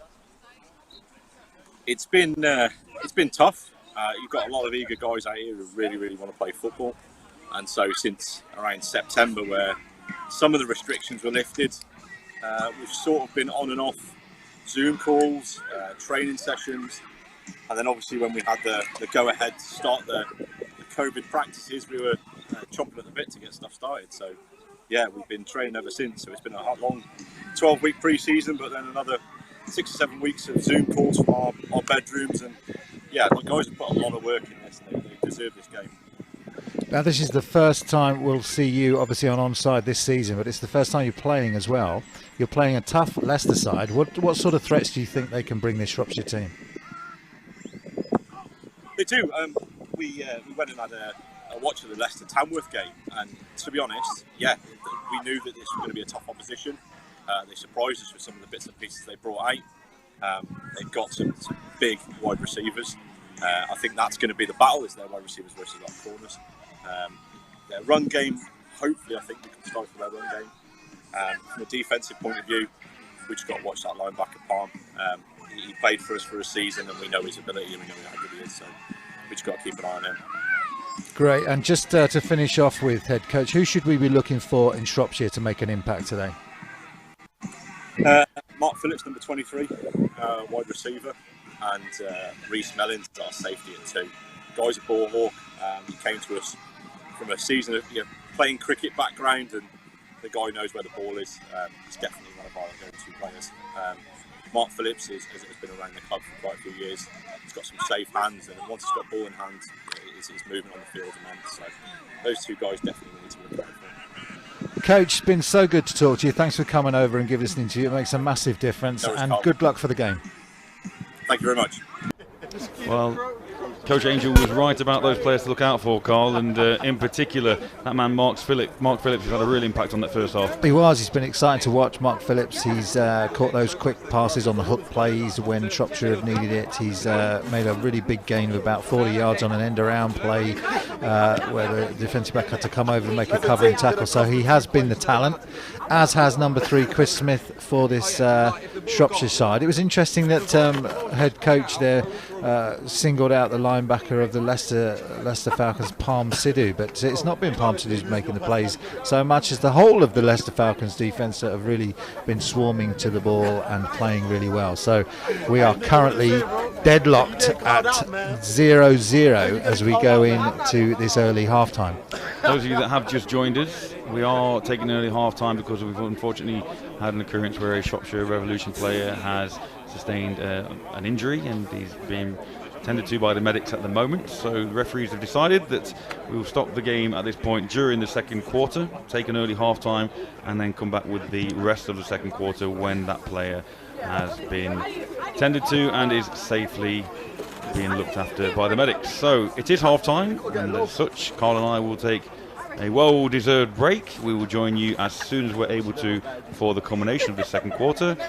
Go get yourself a cup of tea, get yourself a snack, and we'll see you as soon as we possibly can.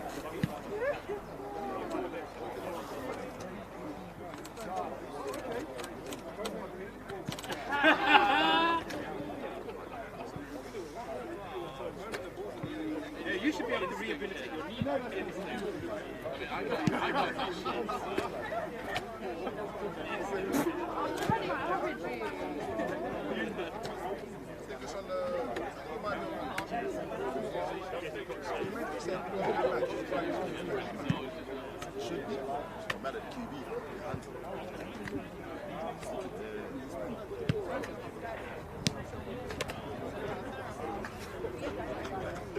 What? Man wants to see that.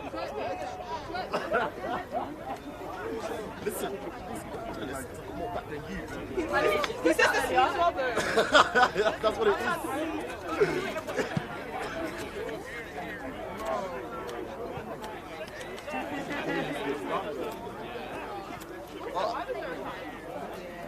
Nah, just get a bit. Don't do that. Don't do what? Don't do that. Don't do what? I saw it.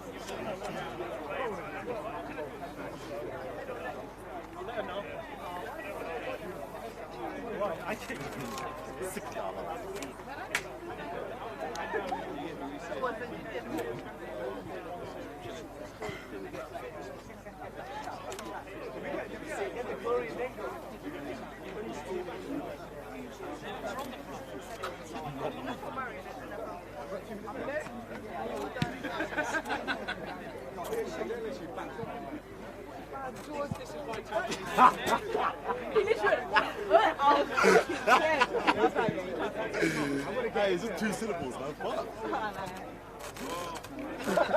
The way you put it like went right, like so obvious. Oh, I do.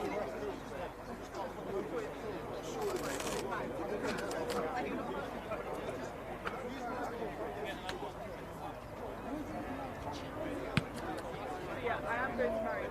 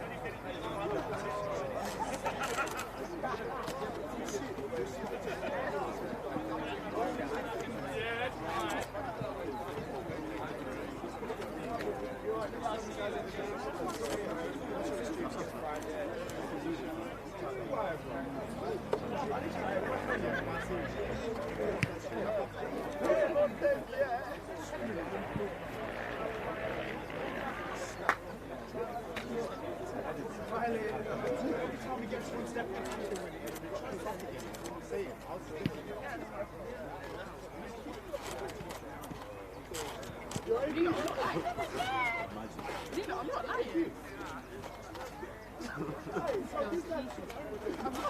Am I lying? The one that was down there.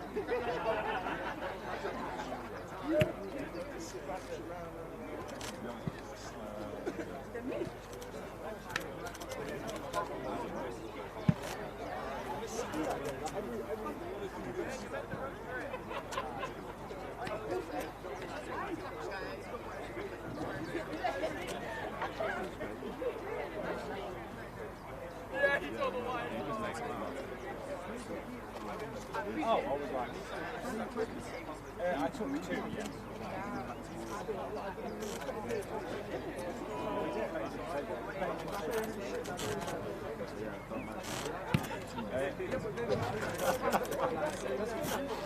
There was only one coat left, so I took that one and one. So there's only about 2 left in the packet. I'm like,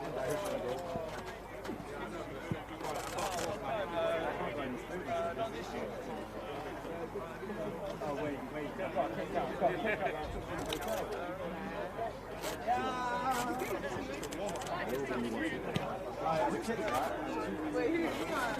He's born for y'all.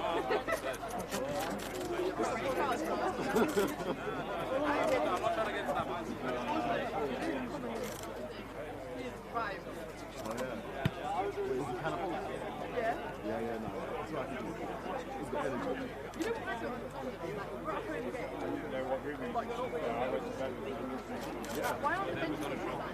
You did it? I get the whole thing that I was could have been next to me.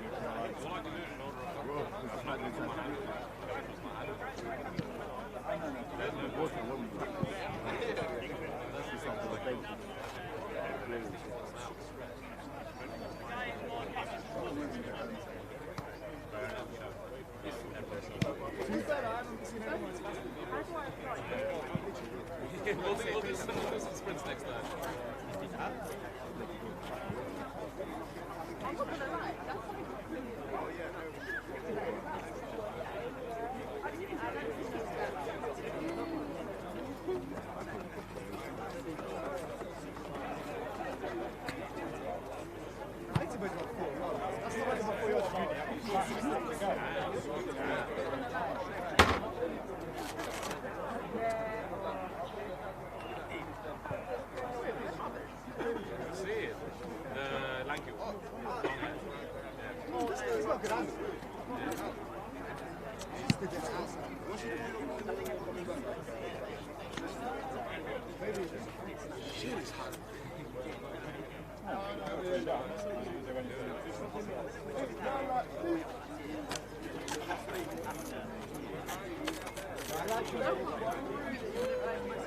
Yeah, because I had to re-dye it.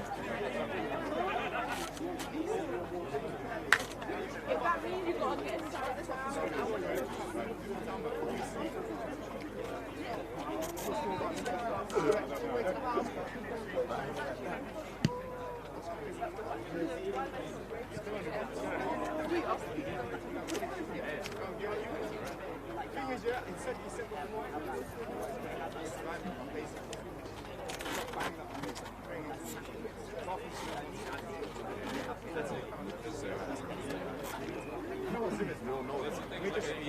We're just well, we just do whatever we usually do.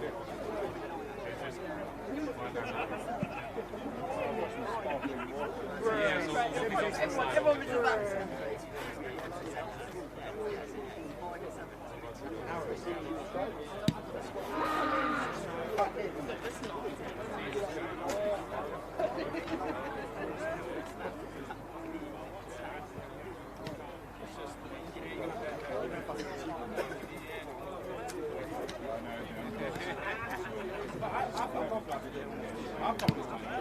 If I do sprints, this is what me and him was doing last night after a fucking 2 or whatever.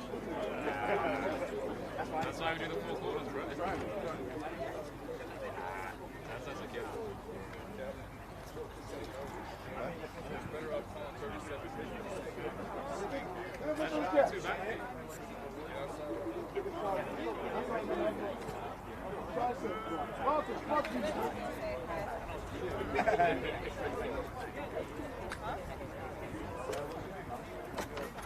Oh, man, I feel free now.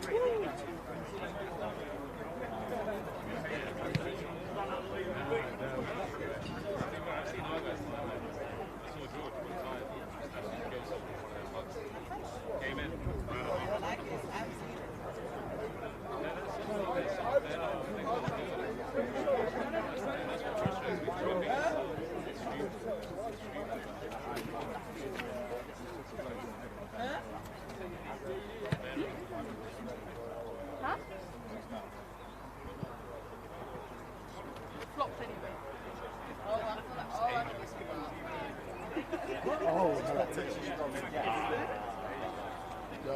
I should have given you this name because I know how you are, fam. Oh, word. If you're friends with her, fam, I know how you go far, fam. Oh, wow. Investigating on the socials, man. Y'all motherfuckers.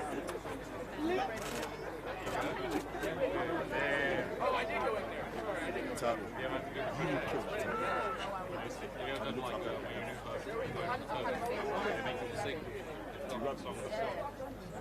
Where they now?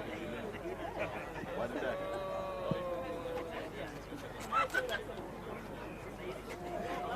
They're gonna tear out your pants. That's what you're fucking dying. Cat was giving me the eyes. It was me and Mo looking after that cat. It was us looking after that cat, man.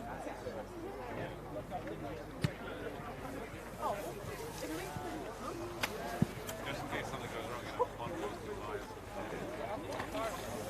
Hey, I'm stoned.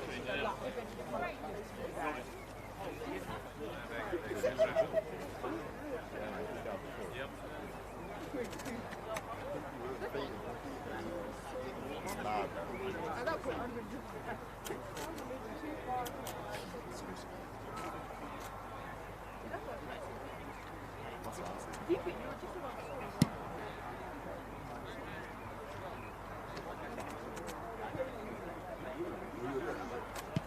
Anyway, I think I'm gonna leave you guys now still. Anyway, where's one of these guys? Actually, you might be able to. I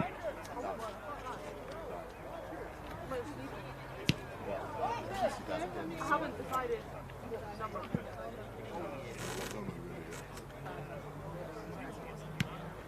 I have to find out.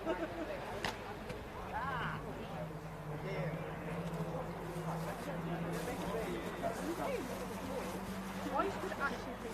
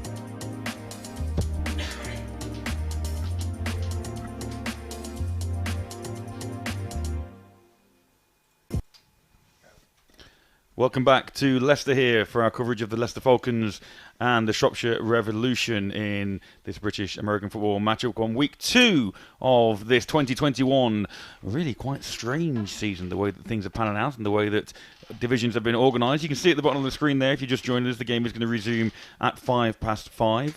We have had an extended delay due to an injury to a Revolution player. Glad to say he's been tended to and was with medics now, and we've been given the green light for a go-ahead at 5:05. If you are just joining us, I'm Matt Walker, and I'm joined alongside by my forever faithful colleague, Mr. Carl Walkinshaw. Carl, that first half, even though it's been a 0-0 affair, and actually, just while I've got that point, we are going to be restarting the game actually in the second quarter. We took an early half-time because of the injury. But even though it is a 0-0 scoreline at the minute, Carl, it's been quite an eventful game. It's been right from the get-go when you had that news that Van der Ven and Watts were not going to be allowed to play. It's been an intriguing game with all sorts of kind of weird stories to tell. Mike Grosner coming on, coming on, a 55-year-old ex-Nottingham Hoods quarterback coming on and taking some snaps with sort of varying degrees of success, but seemed to find his arm towards the end of that second quarter. You've had Shropshire defence played very well. You've had the Leicester defence playing very well. You've had Shropshire with a deep play downfield, which is the longest play of the day, to Chris Smith, and another long play to their number 23, Mark Phillips. But other than that, it's been a defensive encounter so far, and the score remains 0-0. Well, talking about Grosner, I remember watching him back at Harvey Haddon for the Hoods in the 80s and 90s, in fact, early 90s. But it did seem he's most recently been head coach at Baker University in the States for a long period of time. But it did seem, Carl, when he first took the field at the beginning of the game, he kind of forgot what it was like to play and struggled with that first opening handoff, fumbled, and it was a turnover almost immediately. He did. The rust was definitely there, but fair play to have the courage to even get in an American football kit and go on the field. He must trust his body enough to know the limits and what he can do, and he did move quite quickly to shotgun, didn't he? Having taken a few hits from this good Shropshire Revolution defensive lineman, got a couple of hits on him. Early on, he actually ran the ball up the field behind the running back as well. So we've seen it all from Mike Grosner, and fair play to you, sir. It is entertaining stuff, and it's good to see you back on the field. Since 1993, actually, was the last time he took a snap in British American football.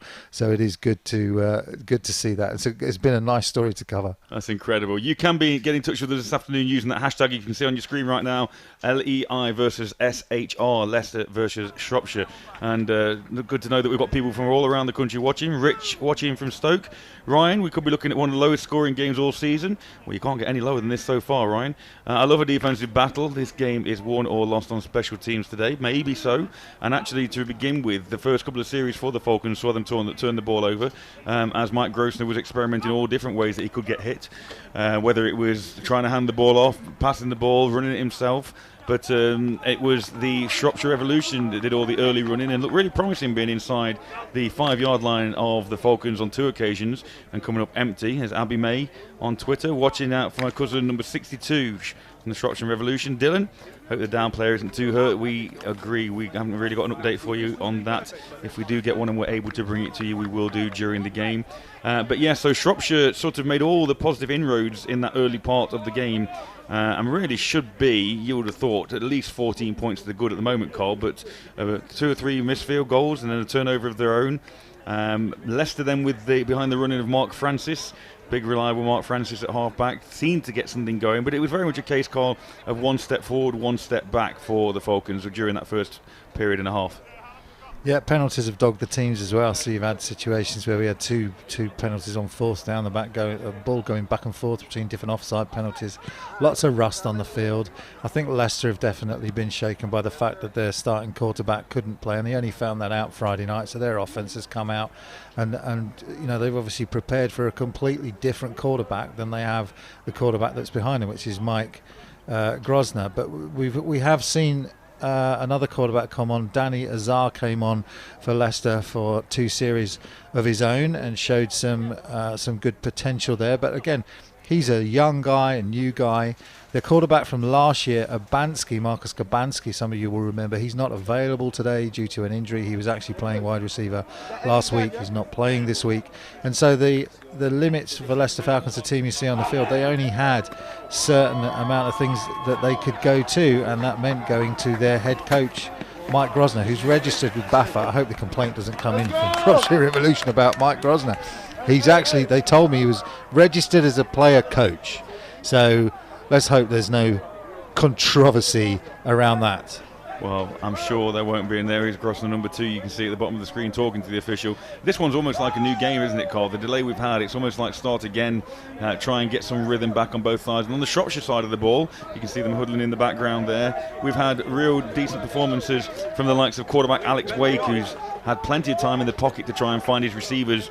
The first and foremost of those, Chris Smith, number 3, who made a nice grab early on, and also behind the running of Chris Tracy and Mark Phillips, who's been instrumental for the Revolution. Yeah, Mark Phillips has been impressive. You just wonder. Thank you so much for all of you that tweeted in your well wishes to the player that went down for Shropshire. We do appreciate it, and it just shows the love and support that all of us have within the British American football game for these players. And when we see one of our comrades go down like that, everyone is quick to offer him support, and that's what we've done here. And good job for Leicester Falcons for having the medical team on site to help with that injury. But you wonder what impact that will have on the Shropshire Revolution offensive line, obviously losing one of their starters there. So we will see how that plays out. So we are about to ready to restart, and adding on to your point, Carl, when that Revolution player was carried off the field, by the medical teams, it wasn't just Revolution players that were around him. There were green vested bodies around there. The Falcons players were just as concerned, and like you said, shared that love. We are going to be bringing you scores from around the country that are ongoing and not far off finished now, actually, in the majority of the country rather. But we are about to get this second quarter back underway. It's second down and long for the Revolution, literally on their own half-yard line, Waking at quarterback. So sit down, enjoy, and here we go again. In fact, it's fourth down by the looks of things. The down marker was wrong, so it's a little pooch punt up towards the halfway line, and that will be Leicester football. They did a good job getting that out of their own end zone. So it will looks like Leicester are going to take over on the 36. Mike Grosner, you can see him there in the middle. He's just calling his players in, so he doesn't have his helmet on at the moment, so we'll see who does come out as the quarterback for Leicester. But he wants to give them, as head coach, a talking to before they go out and face this Shropshire Revolution defence. You never know, Carl. He may have taken the decision not to wear a helmet and come out second half, and just think, well, I've been hit enough. What good's a helmet for, man? I'm just going to get out there and show how brave I am. But anyway, Falcons. I think helmets had been invented at the time he was playing that. Yeah, it's not that old. No, I do remember him wearing the black one with that old dirty rat on it from the Nottingham Hoods days. But it does look like it's going to be the third string quarterback, Danny Azer, number 15, who's going to lead this first offensive series. We are still in the second period, so technically we're not at half-time yet, but because of the injury, we are going to go straight through second period into third period and not have a half-time, as the ball is handed off to Francis, and Francis has daylight again as he bounces off to the left-hand side of the line, and he's swarmed by 5 or 6 Revolution players, but that's a positive start for the Falcons. Nice aggressive running from Marcus Francis. Poor old Santino Dummett there was on the end of that vicious stiff arm from Marcus Francis.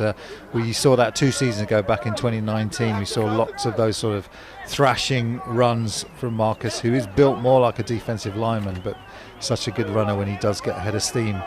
Strong, fast, powerful, and just doesn't know when he's been tackled. He will fight through tackles left, right and centre as we have whistles from the official. Just wait for an update on what that is. 12 men on the field. Leicester, 5-yard penalty. Second down. And the errors continue to mount for the Falcons. 12 men on the field there. So that will be a 5-yard penalty, and it will negate much of that Francis carry. Francis had picked up 8 yards on the play, and they'll bring it back now to 2nd and 8 instead of 2nd and 2. Well, they're running now this double tight end set with Patterson back. The quarterback's under centre. Patterson we saw a couple of years ago as well. He's good in the open field. This time the ball handed off once again. And it is that man, as you quoted, Ashton Patterson with the carry. And he runs a very similar play to Francis on first down, and it's a very similar result. Picks up positive yardage. It's going to be close to a first down, probably about 2 yards short. It'll be 3rd and 2. And you really should think that on this particular drive, if Leicester can get something going and come away with some points themselves, then all the errors of the first half will be wiped away to some degree. Patterson again opens that letterbox in order for the quarterback to deliver the ball in, and he picks up a first down, and the Falcons are rolling.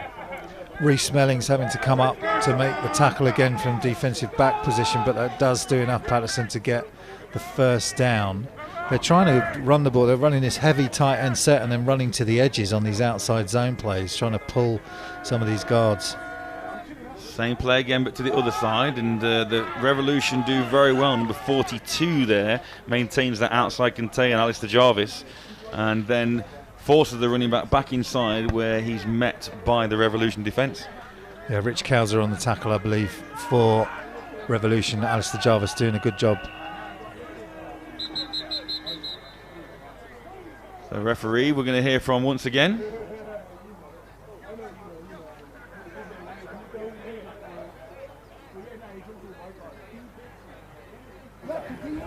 Timeout Leicester, 38 seconds left in the first half. There we go, timeout by the Falcons. You've just heard 38 seconds to go in this first half, but don't worry, we won't be going anywhere. Hopefully, we'll go straight into the third quarter, although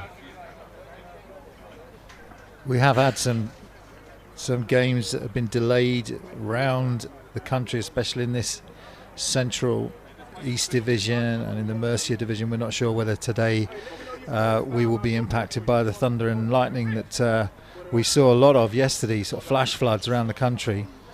So we are keeping an eye on that. It would be a very strange, wouldn't it, to have yet another delay, Matt? It would be, wouldn't it? Let's hope not. Just saw on there the Worcester game postponed today against the Hereford Stampede. So great to know that you're watching. If you should have been playing in that one, as the ball once again is handed off. And this time Francis with the carry. And this play, but there is a flag on the play, and generally where that is, that's in the position of holding. So this one may well be coming back, but at the moment, whatever the Falcons are doing, they've found this one play, and it seems to be working. Yeah, again, they're attacking the edge, and Reece Mellings again having to come up from his defensive back position Holding. to make. Number 57, 10 yards, still second down. So holding on 57 is going to take this one back. They keep running that little outside zone play with Francis and with Patterson, with sort of a variety of different success, but this offense just not gelling at the moment. You know, they're getting some yards and then having penalties pulled back. It makes you wonder as well, looking down the scores for today, we've got an abandoned game, we've got a forfeited game, we've got a postponed game as Francis takes the ball on that same play again, looking for the edge, and does get to that edge, but then is shepherded out of bounds. It makes you wonder, Carl, as the season goes on, whether or not, and another flag on the play, and that's going to be against Leicester again. I think it's a hold once more. Let's listen to our official when he can. But as I say, it makes you wonder whether or not the fact that Premiership teams are coming up against Division 2 teams, whether we're going to get more occasions as the year goes on of games being abandoned or shortened, and that mercy rule coming in. Here's our official. Unsportsmanlike conduct, number 69 in the offence. 15-yard penalty from the spot of the foul. It remains second down. That is his first unsportsmanlike conduct foul of the game. So on the last two plays, Leicester have had positive plays on the field, but they've been marched back 25 yards due to penalties. Yeah, we just didn't see these mistakes against Tamworth last week. Leicester were far more disciplined. You have to say, as part of the impact has been the loss of these two starting Americans, but some of it's just lack of discipline and lack of kind of prep for Shropshire. Well, Van de Even was electric last week, wasn't he, Carl? He kept plays alive. His escapability was fantastic as the Falcons go to the air to try and get some of this 25 yards back, and it's in and out of the hands of the Shropshire defender, Reece Mellings. Once again, you've called his names a couple of times on the tackle call, and this time he goes up and he's unlucky not to secure a pick. Yeah, I mean, every time they've tested him, he's been there. He's made two solid tackles on the edge, and then they were trying to get to Anna Cunley. You can see on the replay. But Danny Azar, obviously, a new young quarterback. As we look at the replay here, you can see Anna Kunle to the top left of your screen, double coverage, and it just goes through Reese Melling's fingers there, but no chance for Teo to make that play. Interesting from Mellings there. He turned around to the official once he dropped the ball as if to say, hang on, I got pulled there, and in an attempt to cover up the fact that actually he dropped the football. But he was in a good position, so not many plays in the playbook for 3rd and 25, Carl. Let's see what the Falcons come up with. As there drops back again, he's got time, swings it out, and it's just out of the outstretched hands of Francis. And even if Francis had managed to snag that one, it would have been a minimal gain, as Isaiah taps his chest to say, that's on me, that ball was not in your range of catchability. And it'll be 4th down, Falcons. And that's just youth, that's just time in the pocket, that's just knowing how much time you've got. You know, you can see this is a young guy that's under the mentorship of Mike Grosner, and he's just giving him some indications, but he'll also be picking him up and saying, look, you're doing well, tough situation, lost our starter, and you've had to come on the field and help us out. And actually sometimes those little floated balls, swing passes out, are the most difficult to complete. You've got to put a little bit of touch on it, you've got to get it just in the right spot in front of the runner so you don't stop his momentum, as Danny Burton kicks the ball away, and this deadlocked game remains 0-0, and a lovely Falcons bounce inside the 5 down to about the 2-yard line, where the Revolution will take over, and we must be, if not there. In fact, the referee on the right hand side, the official on the right hand side of your screen, just signalled ball in the air, and that will be the end of the 2nd quarter. But as we mentioned, we won't have a half time. We will continue on into the 3rd quarter due to the delay we experienced with the player. So, while the ball is turned around for the start of the 3rd, we'll be taking a quick ad break, and we'll be back after this. Right now, it's tough, but it does get easier. It might take some time, but you can feel like yourself again. Bit by bit, day by day. With gyms, hospitals, physio and mental well-being. At Nuffield Health, how you feel tomorrow starts today.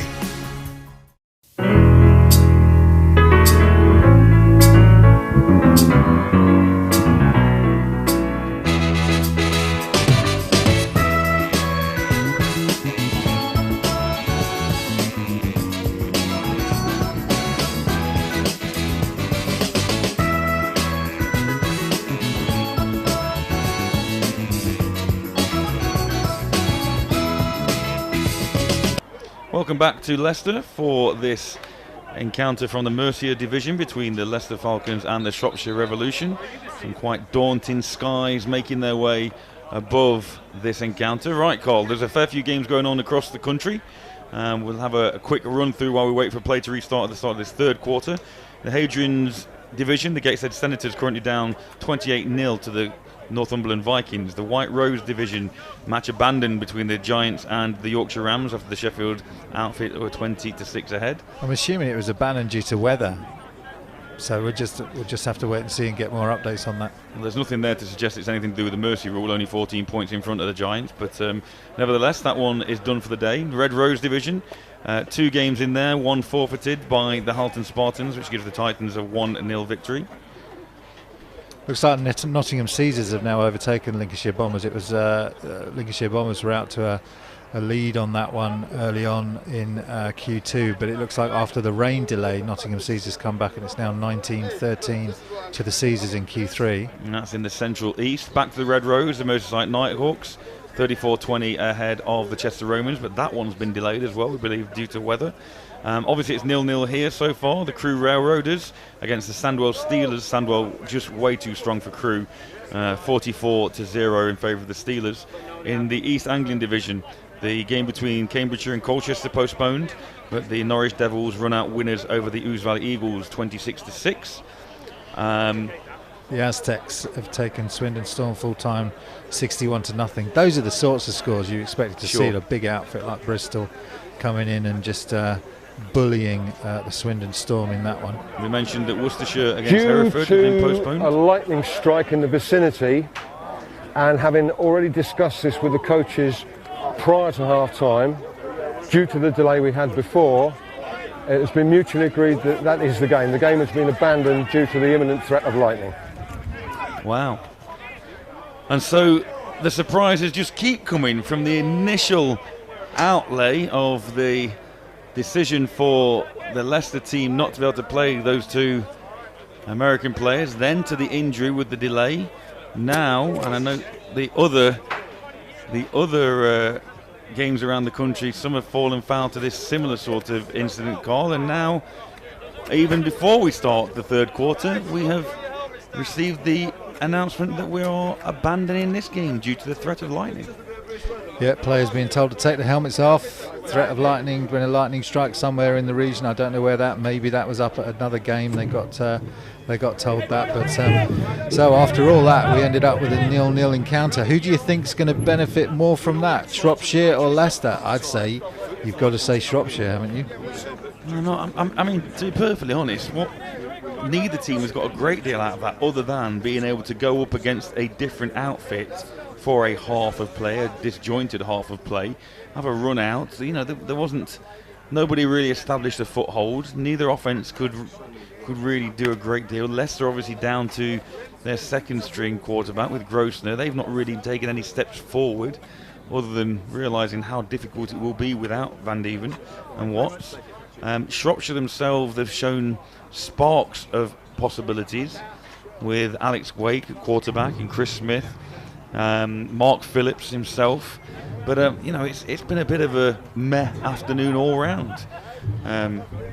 It has. That's a good way to describe it. It was hashtag meh, MEH on that one from Matt, because it has been disappointing really to be involved in this. I mean, it was good defensive battle between these two teams, and it was good to see that Shropshire were competitive, but you have to feel that Leicester Falcons will feel the whole thing has been extremely challenging for them, having had the difficulties that they've had in relation to their two American stars, Watts and Van der Ven, not being able to play this game due to what they tell us, what Leicester tell us was an administrative error by BAFA. We've not heard from BAFA, but if we do, we will let you know as these weeks progress and we continue to cover the Leicester Falcons. But it has been, for Leicester, a disappointing weekend all round. For Shropshire, I feel they'll go out of this game with more positive kind of feeling, other than the injury to that player that we do wish all the best to, that created a long delay. Shropshire have shown some areas of their offence which have played well. We've had a quarterback dropping a long bomb to Chris Smith, number 3. We've had the play of Mark Phillips. Alex Wake has looked solid at times, just lacking a little bit of power on those deeper passes.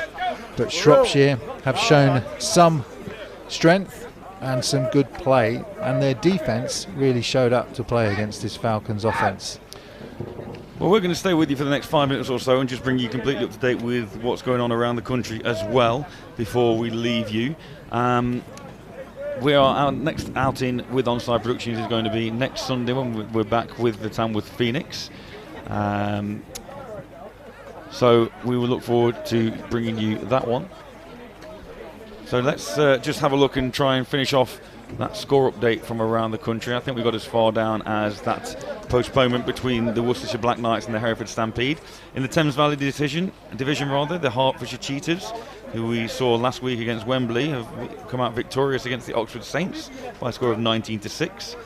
In the Southwest, we brought you earlier on the news that the Cornwall Monarchs outplayed the Torbay Trojans. They're currently in the third quarter. I think that might be a little bit delayed now, but they're 49-7 ahead in the third quarter were the Monarchs. And finally, in the Wessex division, the Rushmore Knights 31 against the Bournemouth Bobcats 8. That's an interesting scoreline. A Rushmore against Bournemouth. I wouldn't have expected that. Maybe you would have expected Bournemouth to be a little bit more competitive in that one. But some interesting scores. But you can see that lots of the games were impacted by the weather. Sheffield and Yorkshire was abandoned. We had the Caesars against Lincoln. It was delayed. Caesars have now extended that lead again now. It's 26 points to them and 13 points to the Lincolnshire Bombers. So looks like Nottingham Caesars are stretching away in that one.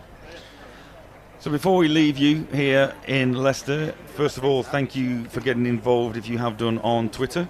It's always great to get other people involved with the show and know where you're from and your thoughts on the games. We've had a great influx of messages this afternoon. As I mentioned, rejoin us next Sunday, the 11th of July, when we are back in Tamworth for the encounter between the Staffordshire Surge and the Tamworth Phoenix.